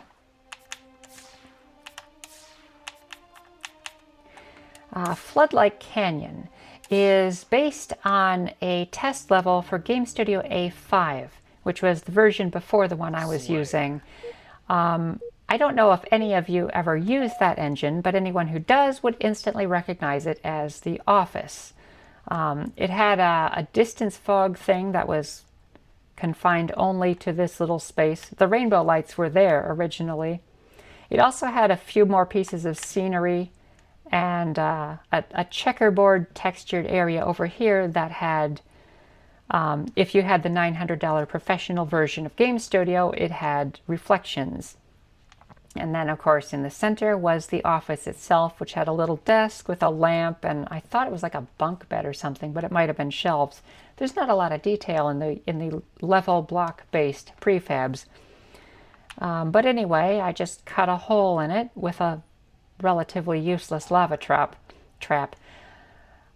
At one point, this level had a beacon, kind of like in the second level of Halo, which was called Halo, and the Reach DLC map Installation 04, and I think some others, where there's just that beacon that shoots up into the air, and if you got too close to it, it would kill you. I'm not sure why I removed the beacon. In fact, I'm not sure why I removed a lot of things from the game, but the files still do exist. I had some trouble getting a version of the engine that'll actually run it. I would love to do a follow-up video at some point that kind of demonstrates some of the content that didn't make it into the final version. It might require porting it to the version that I am able to get working, but honestly it's going to take a lot of time, and since I have so many other projects going on, I'm not sure when that's ever going to happen.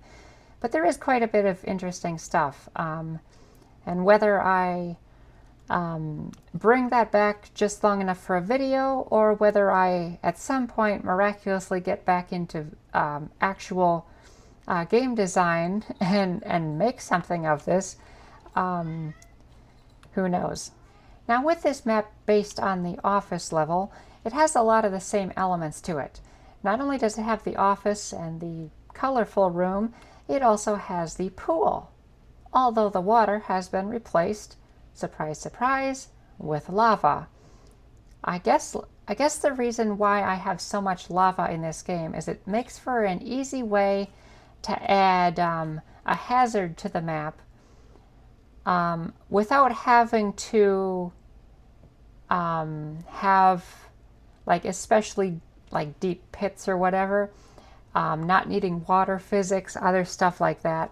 Just things that made development easier for me. And as far as deep pits go, it's not just a matter of, oh, just drag the block down and make a deeper pit. Remember, the deeper it goes, the more shadow data it's going to have in it, which means the longer it's going to take to compile the level. And that was a big limitation throughout the development. Let's see.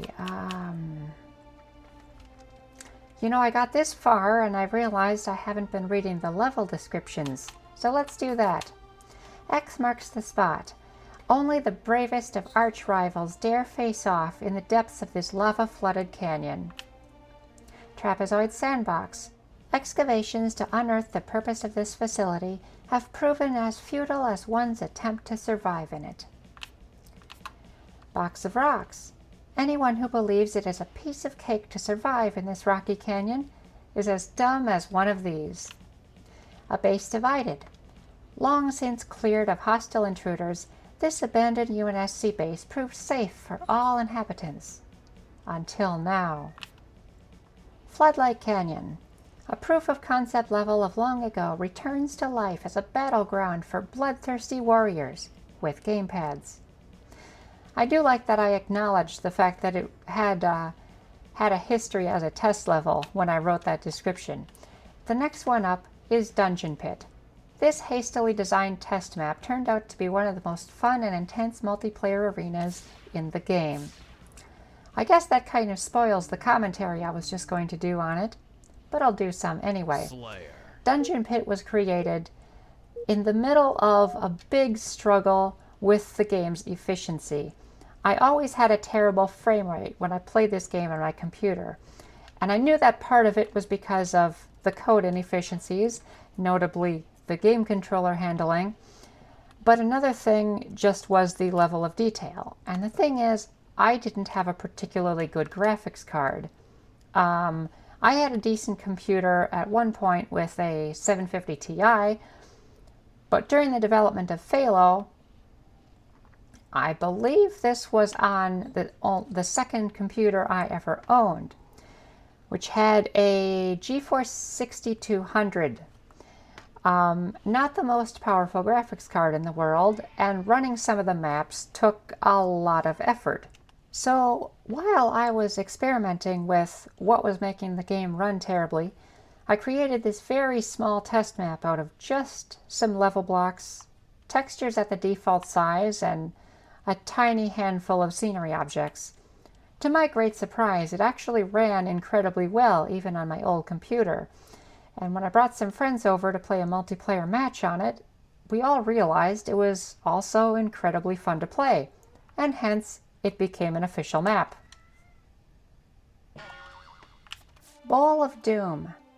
Free of obstacles and safe cover, this indentation in ages-old terrain makes a great place for an epic battle and a lot of soup.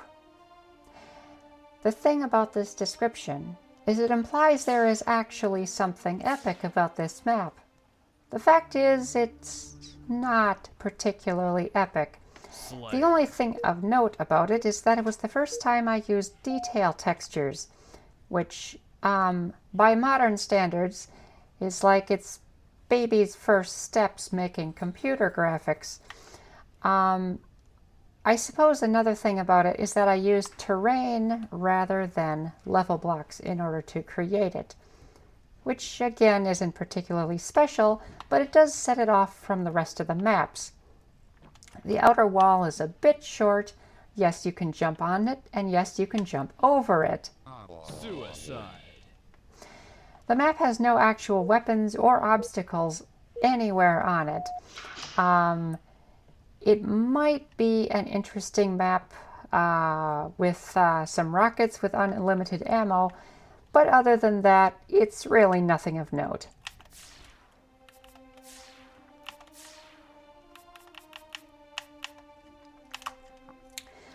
Orbital Station J115 was not created by me. It was created by a friend of mine using some limited tools that I shared with him.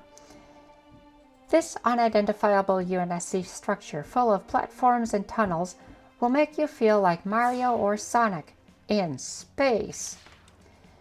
The original map had a giant area that was just flat way underneath it. Slayer. It was an interesting way of handling things, especially if you turned off fall damage and jumped down there to fight the other players. But much like the changes I made to X marks the spot, it did reduce the amount of engagement that you would have from one player to another in this map.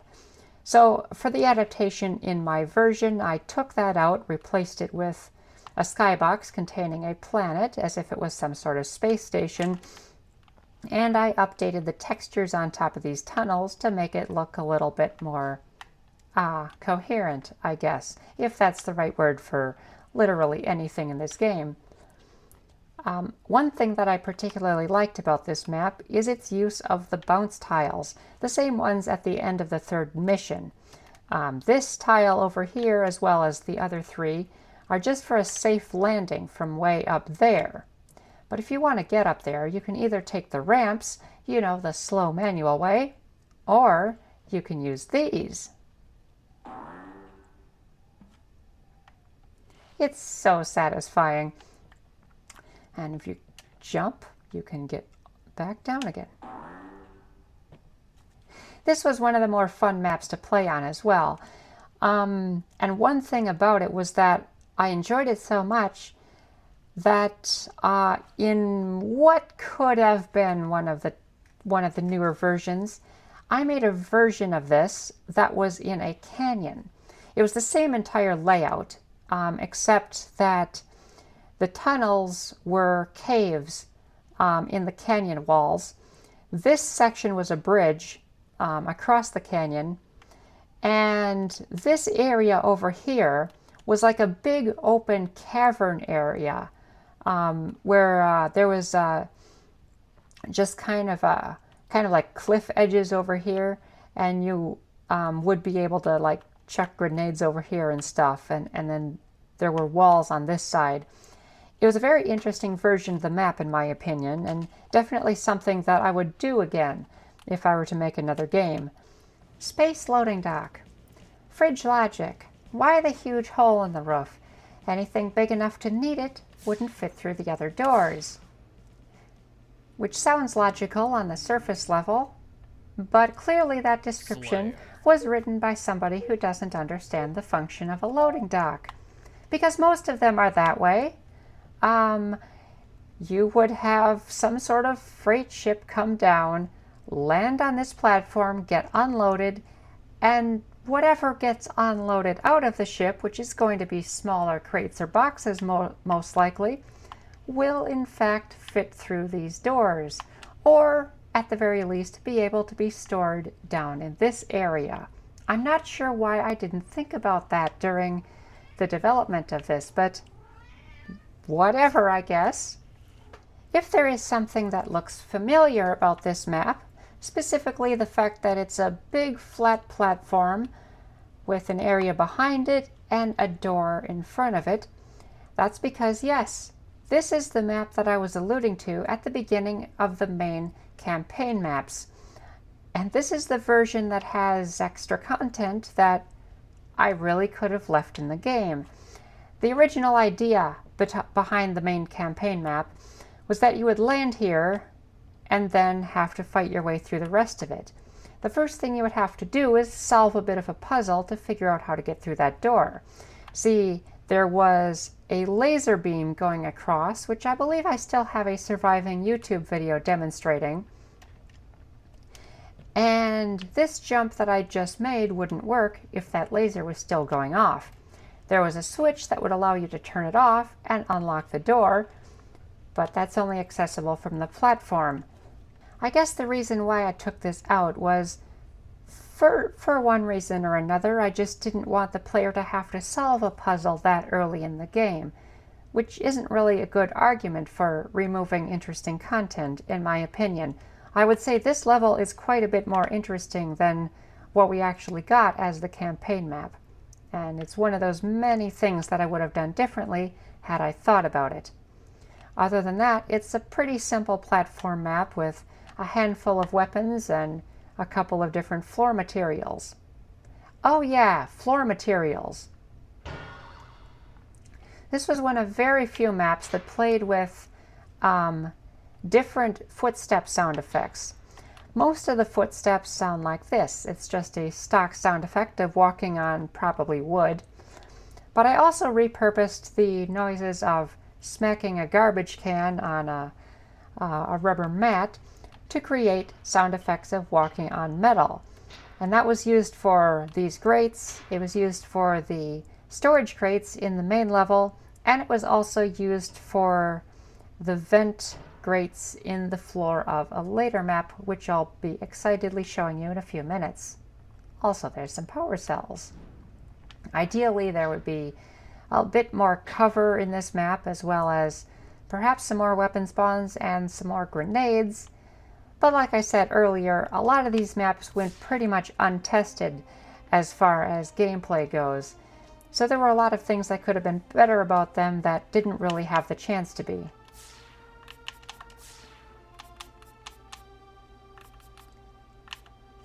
The next one is King of the Hill.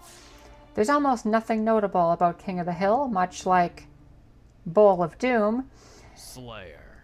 with the possible exception that this was the first time that I started experimenting with using models instead of level blocks for my geometry of the map. This map does not have any lighting or shadows to it, consequently, because GameStudio didn't natively support adding light maps to models. This was something that I actually explored on my own in the later version of the game that I was messing around with. I had used some custom shaders to find absolute pixel positions, and I sort of created my own ray tracing based light map generator, a lot simpler than ray tracing stuff you see on YouTube these days, but it was still at least capable of making a level that looked decent.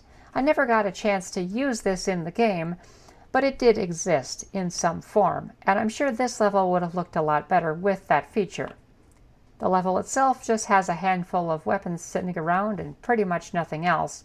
So much like Bowl of Doom, it's probably not all that worth playing.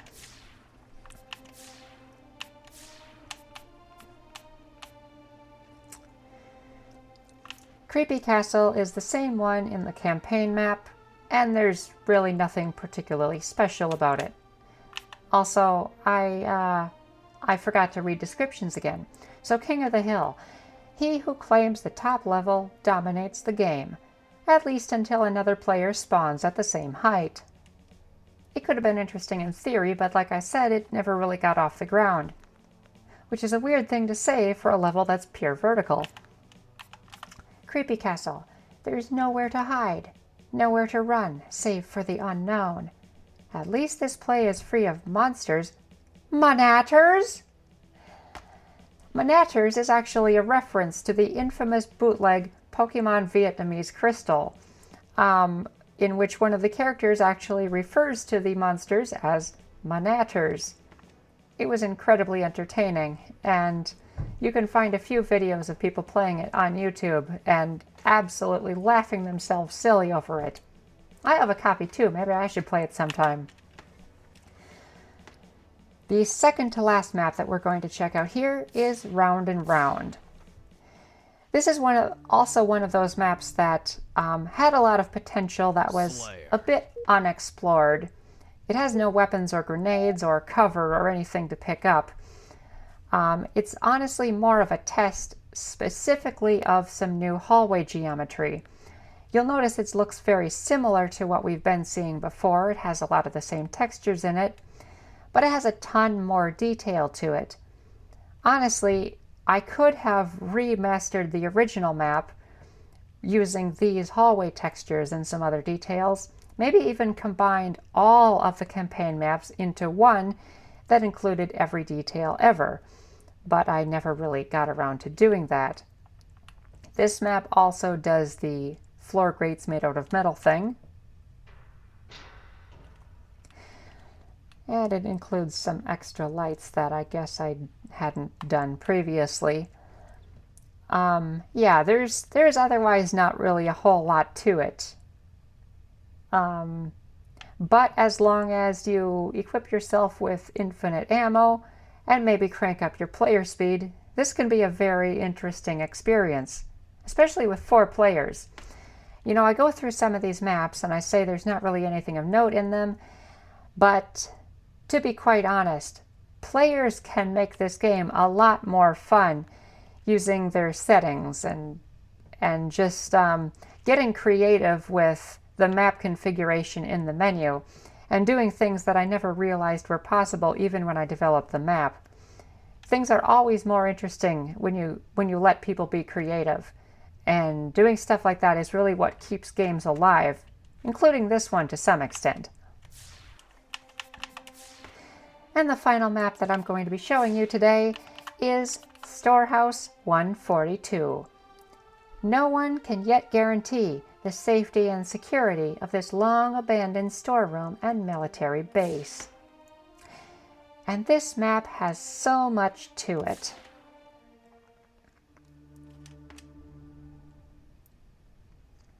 Slayer. See, this map predates Falo itself.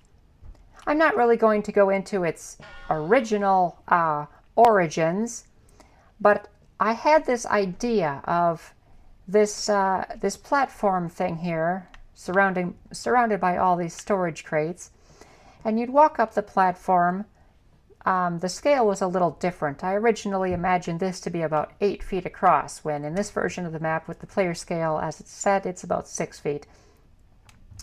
But you'd come up here, there would be one of these panels that was actually a trap, where if you stepped on it, the top would fold, would like rotate around and knock you off the platform, and you'd land right about here. But if you managed to stay in place, like this, you'd get as far as this little room right here and crawl across the board here, and surprise, surprise, it's a trap. There would be a little metal grate that would come down over the door, and these two areas here were sort of divided, where you'd probably get ambushed by enemies or something. That idea never really came to be, but it was an idea in my head. This map actually had a lot of history in the game itself too. There was a sort of campaign experience that you would be able to play in it, which also included the birds.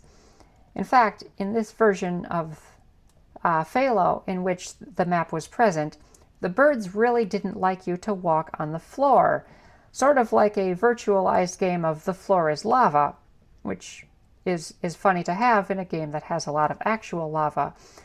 But it made a very interesting experience to have a big risk from just going onto the floor. This map was one of many that ended up having some content taken out before it made it to the final version of the game. I'm not sure why I took some of it out, because some of it was rather interesting. There was a door here. Behind the door there was an elevator up to the second floor. When the map was at its original scale, that made a bit more sense, since at the time you weren't able to jump directly up to the second level. This hallway here, which in its original concept, there was this idea of like having to shoot down the hallway, and like the bullets were curving and stuff. It was weird. Anyway, there was a platform across here, which I'm sure we could see a little better if I were to jump up on these crates. The platform was covered in spilled nuclear waste. Yes, I knew the correct way to pronounce it, but the joke was that it was misspelled even on the warning sign. And the idea of the waste was that that's where the birds spawned from. And the only way to stop them from appearing was you had to set fire to it and get rid of it. I think that's the way it worked anyway. It was sort of an interesting idea for the campaign level. If I recall, the level also had, in that room over there, which I'll get to in just a moment here, this room had a little bit more interesting stuff in it. I think you started in this room for some reason. And on the floor was a little newspaper that said something about the birds that were attacking. I can't remember what it said, but maybe I can find it in the files somewhere. It's odd that it started in that room, because the actual entrance to this facility, according to whatever I can consider canon, was right about here. This is where you would enter. The first thing that you would see is this ramp, so that would take your attention and maybe distract you from other things that might be better strategies. And what was behind the door, you ask? Well, for that we have to go to a piece of concept art. A level called Hostile Border was in fact what was outside of here. The level never actually existed in the game. It was only an idea that I had that never really got off the ground. But the idea was that this facility was basically right across a small clearing and a river from an enemy headquarters. And that map was the outside portion. I believe it was just going to be a multiplayer map that, again, never really happened. But if it had been used in a campaign, then these areas would have been connected. It might be something I revisit. Who knows? The other base was never actually adapted into anything. It never really left my head. Oh! That's another ability that I completely forgot existed. Leap. Now I have to wonder just how high it gets you. Okay, it gets you this far, which is certainly not bad. Although now I wonder how does that compare? Oh, that's like twice the double height jump. Well, that's pretty cool. Let's see if I can get up here. Yes, I can. How incredibly convenient. It was definitely one of my better ideas to put that ability in this map, since it makes it a lot easier to get up on these crates. Looking at this map through the eyes of a person who actually knows what she's talking about, these crates over here in the far corner really don't make sense from a logistical standpoint. How would they have gotten there? How would we get them out? How would we access anything in the crates? I really don't have an answer for you. I didn't know very much back then when I originally designed this map. The ones that do make sense are these over here. There aren't really any bigger entrances on the walls that you would be able to get these in through, but there is a big opening in the roof. And I did have this idea that maybe there would be a crane or two on the roof that might have been used for raising and lowering these crates into place. Crates. Is crates the right of like shipping it's like a shipping container. I don't know if that's the right term, but anyway. Yeah, this is another map that had a lot of potential. In fact, there was even another version of this map that had completely different graphics, a little bit more in line with some of the other maps that we've been playing. I think it had the same exact textures as Space Loading Dock. This version that we're playing right now was almost like a hybrid. It included details from both, including these lights. The original version of the map, I don't think it had the extra lighting, and it had sort of a railing over, at the very least, that platform over there. I'm not sure if the rest of them did. Oh, that's it. I don't even remember putting that there, but there's a snipper riffle. Oh, ow, okay. And then here is the third floor, which is completely empty, but in the vision of this map that I had in my head, this was like a computer control room. And there's a jetpack over there that I suppose would also be handy in this map. And a sprint down there if you're sick of that. That pretty much covers the multiplayer maps in this game. I guess the only content left that I want to highlight in this video is the actual multiplayer gameplay, which will require a few extra people. So let's do that next. Well, I'm excited. Do you know why I'm excited? Because I was just looking through some of my old files and I found several compiled functioning versions of Falo that I'm going to try out. I do vaguely remember having these. I kind of forgot they existed. I thought it took opening up the original version of the game engine, A6.31.4. And on Sunday, which is a time period that probably has no meaning in this video, but I was trying to get that working, trying to like find an old version, maybe download something. I did not really have any luck, and I was rather disgusted over the fact that I just couldn't seem to get this stuff working. And then a couple days ago, looking through the files, I was like, wait, I got some old compiled versions of it. So I am going to show you some unreleased Falo content, and some of this I was actually talking about in the previous parts of the video, because this includes not only some stuff in the office test level, it includes a how do we put this?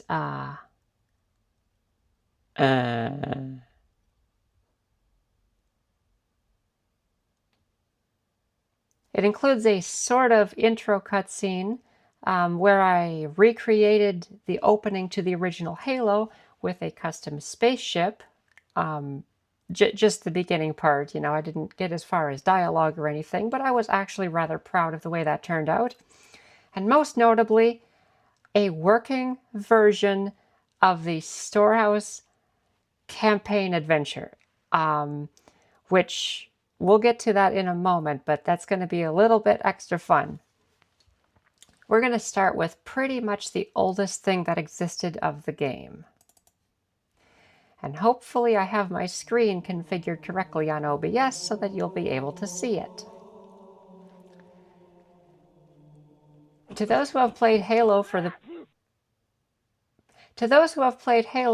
PC, like the original Gearbox release, this will look very familiar to you, because yes, I did rip off the menu system of that game. Almost none of these things work except quit and campaign. So we're going to go to campaign, and we will start off by watching the cutscene that I created, and quite frankly kind of nailed the camera angles in my opinion. There's nothing particularly special to this. Like I said, there's no story or anything, but it was a start of what could have been something. And yes, the spaceship model was completely my own work. Oh yeah, I guess I had descriptions for the difficulty levels. Wimpy, your cowards fall... your... Did I see? What did I say? How did I screw that up? I'm going to have to check it in editing. Your foes cower and fall before you, yet final victory will leave you wanting pie. Oh, okay, never mind. Yes, I stole the original Halo music. And ring. I hadn't made a custom ring yet.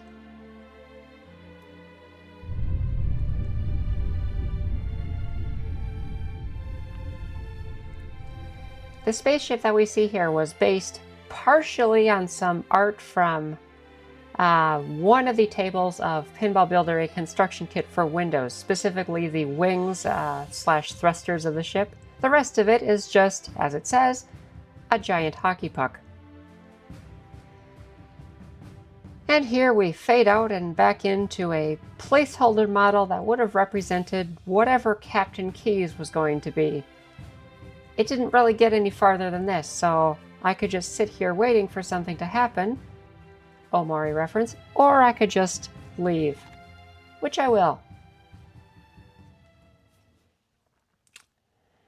I did miss the rest of the difficulty levels, so let me read those to you. Let's see. Mediocre. Hordes of aliens vie to destroy you, but you fart in their general direction. Self-centered. Your enemies are as numerous as they are ferocious. Plus, they try to kill you. Big shot. You face enemies who have never known defeat or low-sodium McDonald's hamburgers. I don't know if that exists anyway. Ultra buggy. Hordes of aliens cower and fall, not because you kill them, but due to software bugs. Honestly, I forgot that I had intended on adding this to the game, and quite frankly, I probably should have left this idea in the game just to have a difficulty level that's hard, not because the normal settings are cranked up, but because the game is glitchy. That would have been hilarious, especially for something literally called Epic Falo. But anyway, let's go on to... Oh yeah, I had some weird level names. The picture that you will see here, you'll probably recognize from earlier in this video where I had a picture of it. But this is, except for the extra scenery like the trees and stuff, this is the original office level from GameStudio, which I guess you can finally see what it looked like. The people walking around are palace guards. That was just a default model from GameStudio and used as a placeholder pretty frequently for various things. And I used it to represent both the player and the enemies. They're walking around with some very basic obstacle avoidance code. that was a gun turret that just got blown up by somebody. And we're apparently supposed to go into that tunnel, and I suppose we might as well try that. I don't think you can shoot. No, you cannot. All you can do, if I recall correctly, is throw grenades. And if you're wondering what that explosion was, well, guess what?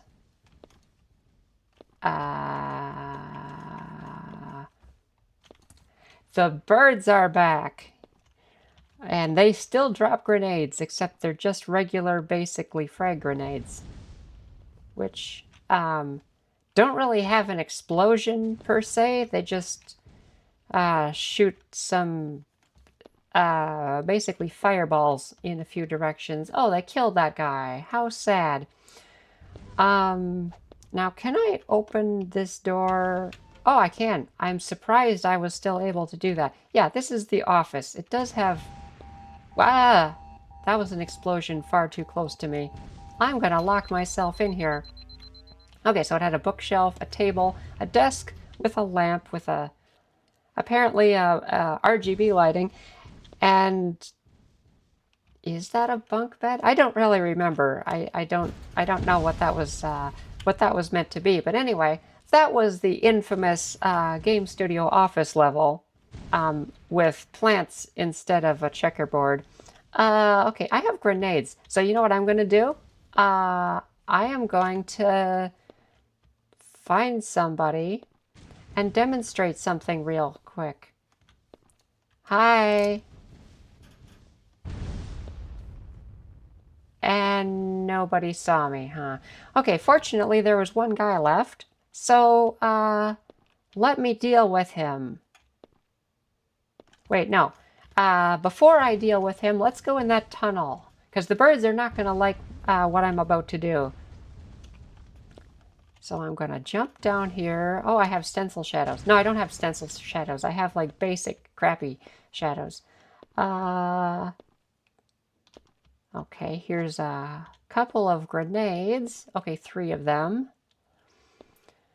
And there was absolutely nothing else of value in that tunnel. What a wonderful waste of time. So, where's that bird? Make sure he sees me do this. Okay, there's... See, he's mad now. He's coming after me. Oh! Well, he's also coming after me, so, I'm still screwed.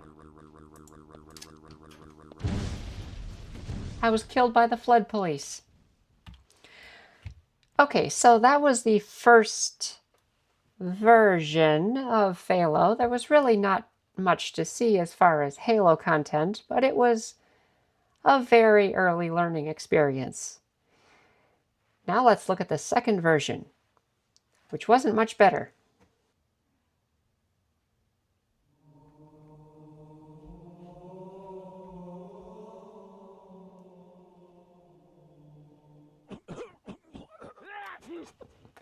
There, that time I didn't interrupt it with speaking.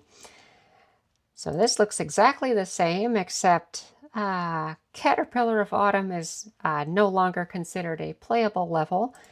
And now this is actually called Floodlight Canyon, which, if I recall, was the final name for it when I turned it into a multiplayer map.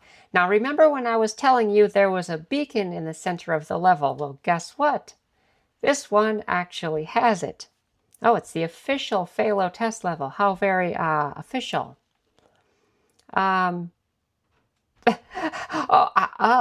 was just... Okay, pick your map or load saved game. Okay, so you choose the map. Now you pick your nose. Or cheat like a dog. Okay, so I'm gonna go with mediocre difficulty. Ooh, intro cutscene. Wait, we already had one. Never mind. Nothing special.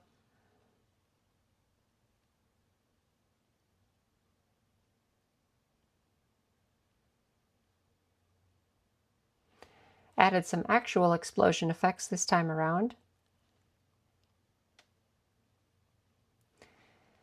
And now we're told the story that the birds are the ones attacking. Also, the guards who are around me walking around are now flood forms. Sort of. They're the GameStudio stock inmate model with their entire body recolored like the Flood. And these guys are having some trouble getting by each other. Okay, let's grab some grenades, of which we now have 2. There's a health pack. I can't remember if there was in the other one or not. Anyway, now I think you can see what I was talking about with I kind of ruined the office, got rid of all the stuff, put a... okay, there's no lava in this version, but it has this beam that shoots into the air. So I don't think this version had a goal necessarily either, other than I think maybe I was supposed to take out all these Flood guys without getting attacked by the birds, which is of course easier said than done. This also was... oh, there was lava. But anyway, this was a little bit of design work that I had done, just trying to kind of learn how to do level block design a bit better. I was going to jump down there, but then I realized I don't think there's a way back up, so I'm not going to do that just yet. But I had some interesting ideas, like the sort of hazards on either side that lead down into the lava and stuff. I had other plans for the environment created by this. Actually, I wanted to make a level where there was kind of like a river of either lava or like some sort of chemical or whatever. I sort of vaguely remember. I don't think I created a level out of it. I think it was just in my head, but it might be something I'll revisit sometime. Let's explore. I want to know if there was anything else here that I am not immediately remembering. It's just been so... ow. It's been so long since I actually played this that I just... I forgot there was actually a gun that I could pick up. Okay, so now I can shoot, and apparently I wasted 4 shots out of 24. But I can use this to take the Flood dudes out, and I think I can hide from the birds while I'm doing it. Okay, so I'm going to go up here. Was this a teleporter? I thought this might have been... it's not a teleporter. Okay, never mind. Let's see, because there was also that up there. There's like a bridge coming off of this doorway that's way up there. I have no idea what the function of that was. I do not remember that far back. So I'm going to take cover in here. I don't think there was anything special in here. Anyway. Oh no. Oh no. Oh no. Ah!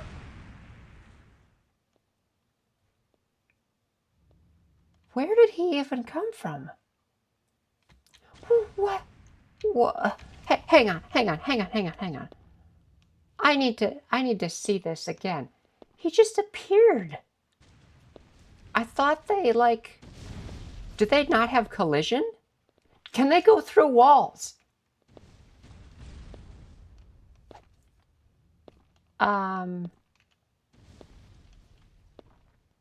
Yeah, I'm going to try that again. Then I'm going to, like, play it properly. If there's really a proper way to do this. Okay, I'm going to... okay, nobody saw me do that.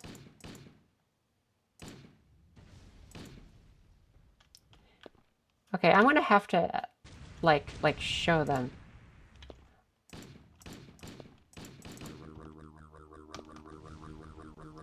Well, he just came in the doorway.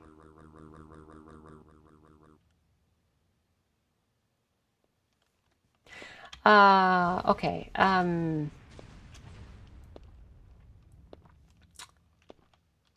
Yeah, it seemed like he did have collision. Maybe I just wasn't looking at what way he came from.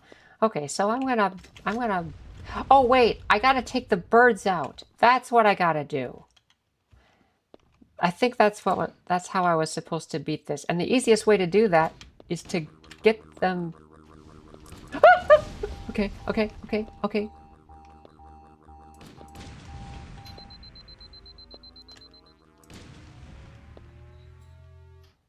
Okay, I got all the birds. And I think once the birds are gone, these guys stop respawning.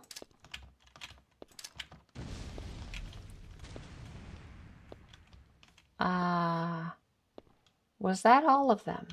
I think that might have... Nope. Ah, I'm out of grenades. Oh.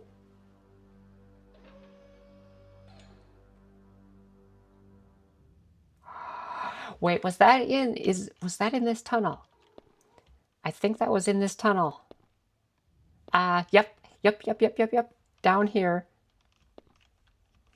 Okay. I completely... Congratulations, Reclaimer. You have completed the epic Falo test level. Good work. Well, I beat it. Honestly, I forgot that that was a beatable level, but I guess it was. I don't think it... Does it do anything after... Oh, it does come back to the menu. Okay. Well, that was a fun little thing. Oh, what did that say? Are you sure you wish to chicken out and let the planet be destroyed? I said yes. Now for the part that I was really kind of excited for, and that is the Storehouse single-player adventure. I don't remember much about the experience with this. I did have a few memories, like there was a version where you couldn't touch the floor, there was a version with birds, there was a version with nuclear waste. I don't really remember the version that I have here, what it had in it. I was really excited when I got this working, and I left it running for probably no more than about 5 seconds, because I was like, okay, this is going to be a blind rediscovery. I want to do this on camera. So I waited until now to actually do it. So let's play. I said let's play.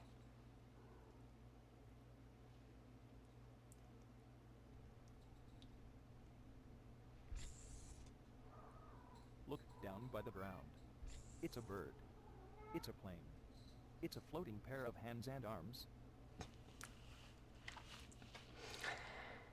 Now you might have noticed there was a splash screen for Newton Game Dynamics.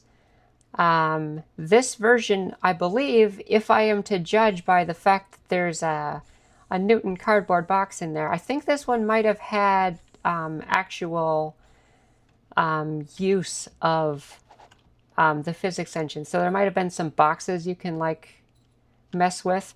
The energy sword is here, or actually synergy sword is what I called it.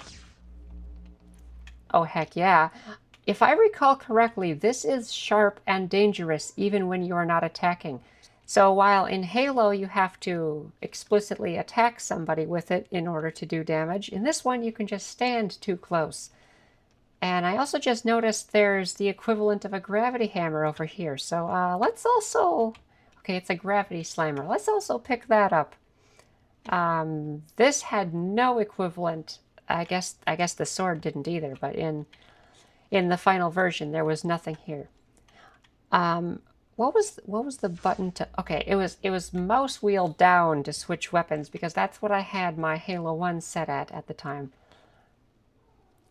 So this dude right here, I suppose we should address the elephant in the room. We actually have a living Marine here to help us, holding a version of what eventually became the bean rifle. I can't remember what this specific version of...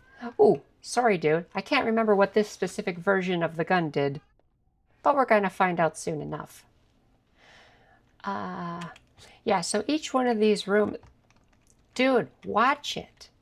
Each one of these rooms was sort of like functioning as a prison cell, except there's no bars and no door, so it's kind of doubtful how well it would function as one of those. I think if I'm recalling correctly, you have to walk around here and it triggers enemies to just like spawn in different areas.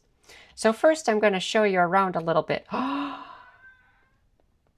Oh. Oh yeah, this one had an overshield.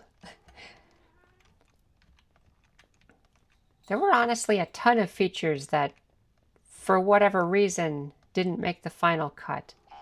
Active camo generator was also a thing. I think that's mouse wheel up. Yes, to switch between that or a grenade. I keep saying I don't know why I cut this stuff out of the game, but now my memory's kind of coming back to me. Oh, hey, it's another Marine with a fish rifle, the original model. It's kind of coming back to me why this stuff got cut, quote unquote, from the game. And it wasn't actually cut. It's that I did a rewrite of the game about halfway through. I had done a whole bunch of custom code here for weapons handling and bots and other kinds of things like that. And it worked okay, but it had a lot of bugs. A prominent one was that occasionally these two guys right here would get into this weird state where one of them spins around in circles and the other one stands a few feet away shooting at something over the first one's head. I never really figured out what was causing this, and since the game code was a bit questionable to begin with, I just completely rewrote it. And it made it a lot more efficient. It made it a lot easier to add new features, made everything more modular in general. But a consequence of that was that I had to recreate everything that I had programmed pretty much from scratch. And some of these features that I had already done, like the overshield, the energy sword, other stuff like that, just didn't really make the cut. I think a proper version of this game would write it in a way that includes all of this stuff. Anyway, let's spawn some enemies. I'm pretty sure we have to just go down the hallway for that. Where are you? Oh dear.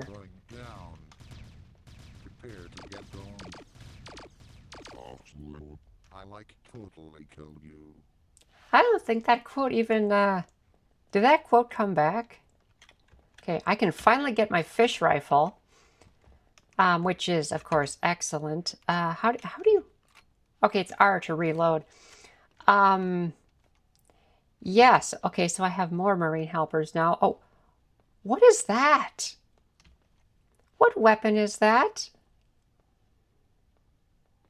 I'll find out eventually when he probably dies or something. Oh, and that was an early version of the shotgun, which was a different sample model for GameStudio of a different kind of shotgun. Oh, hey you.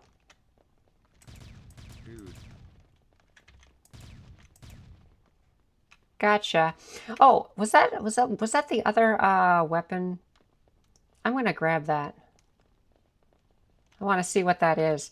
Badly textured gun. Oh, it's an assault rifle. Oh, that's pretty lame. It's just like a plasma rifle, but worse. Okay, is that a box that I can I? Oh, I guess I can't actually do what I thought I could. Okay, let's move on. This version did not, unfortunately, even have that cutout for that back room. So I guess this was not a version that had birds in it at all. Unfortunately, that would have been a very interesting thing to show off. It did have trees on the roof, though. So I'm wondering if this was supposed to be an underground facility at some point.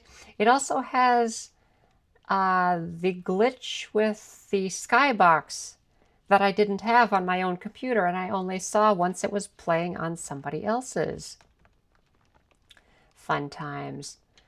I think there were more enemies here somewhere. I think I see another active camo. I want to explore a little bit because I want to know if there were any other details that I completely forgot, because it's been quite literally years since I ever went anywhere near this map. So that's a much darker area over there right now. Can I jump up to... I can't reach that. And I don't... Okay, shift also shoots, apparently. I didn't realize that. There was for some reason. Oh, oh, hi. There was not a board across there for some reason, even though I always remember there being one. What is this? Oh, it's another overshield, I think. What's this message I just got? Oh, it's a new game that came out that I'm probably not going to spend the time playing. Was there anything else? Yeah, at this scale, there was a lot of like secret hiding areas. Oh, grenades. Delayed reaction variety. Was that a... No, that was just an opening. Let's jump up on the crates. Yeah, at this scale, the crates actually are like shipping container sized, which makes a lot more sense. Let's see what else was up here, because this didn't used to be... This didn't stay like this.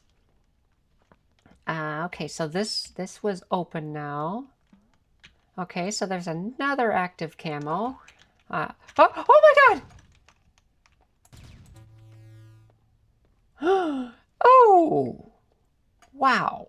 That was startling.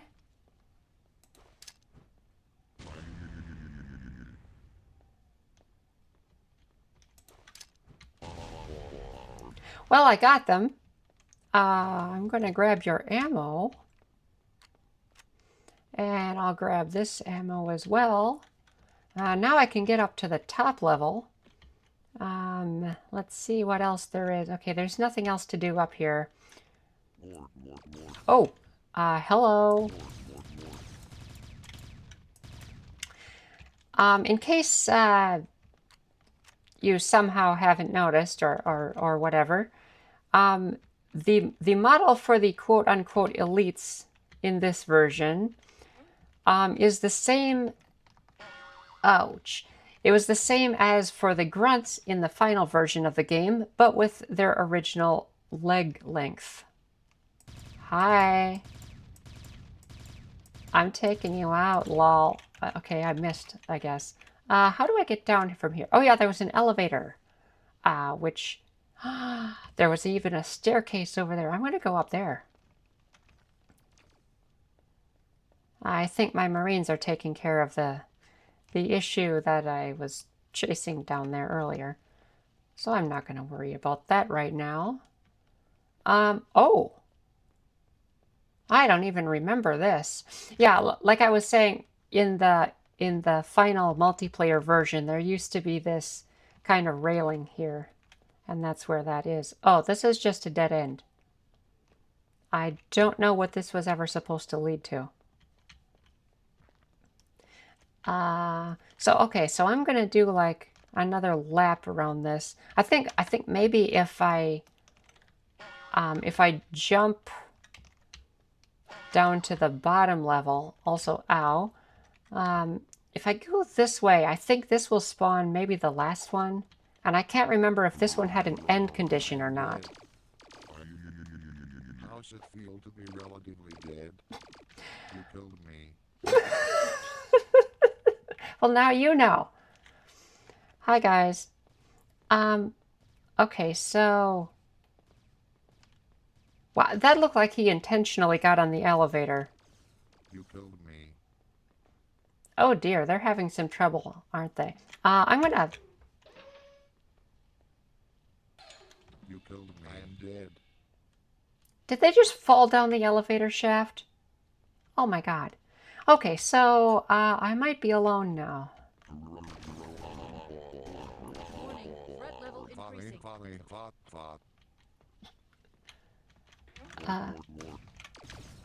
Uh-oh.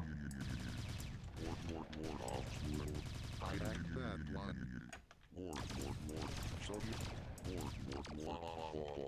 I like that one. I hope you like words. Prepare to get your... You just got Sarge. Prepare to meet your programmer. I like totally killed you. Oh, so that weird pink thing that guy was holding was a rocket launcher. I don't, you stupid noob. Oh, look, a falling box. So it did use the Newton physics engine. It just happened to be for a very brief moment at the end there. But at least I remember what I'm supposed to do. Now that that box fell down there from the top level, we just have to escape this weird place. I don't think there was anything left to discover here. Oh, look, grenades that I never had a chance to use. Oh, firebob. I think I had some of those already. Okay. All right, so I'm gonna leave. Congratulations, Reclaimer. You have completed the epic Falo test level. Good work. How you going, all those stupid noobs? Oh, and it entirely exits the game, I guess, as well. Well, that was a whole lot of fun, actually. You know, it was so long ago that I really didn't remember how some of that stuff went. And so it was very interesting to go back and experience it and even see some of the content that didn't make the final version. I would say this is kind of like the complete Falo experience now, with the exception, at least at this point, of having an actual multiplayer match. But we are also going to do that. And I hope you enjoy that if you choose to indulge in it. Good night, everybody.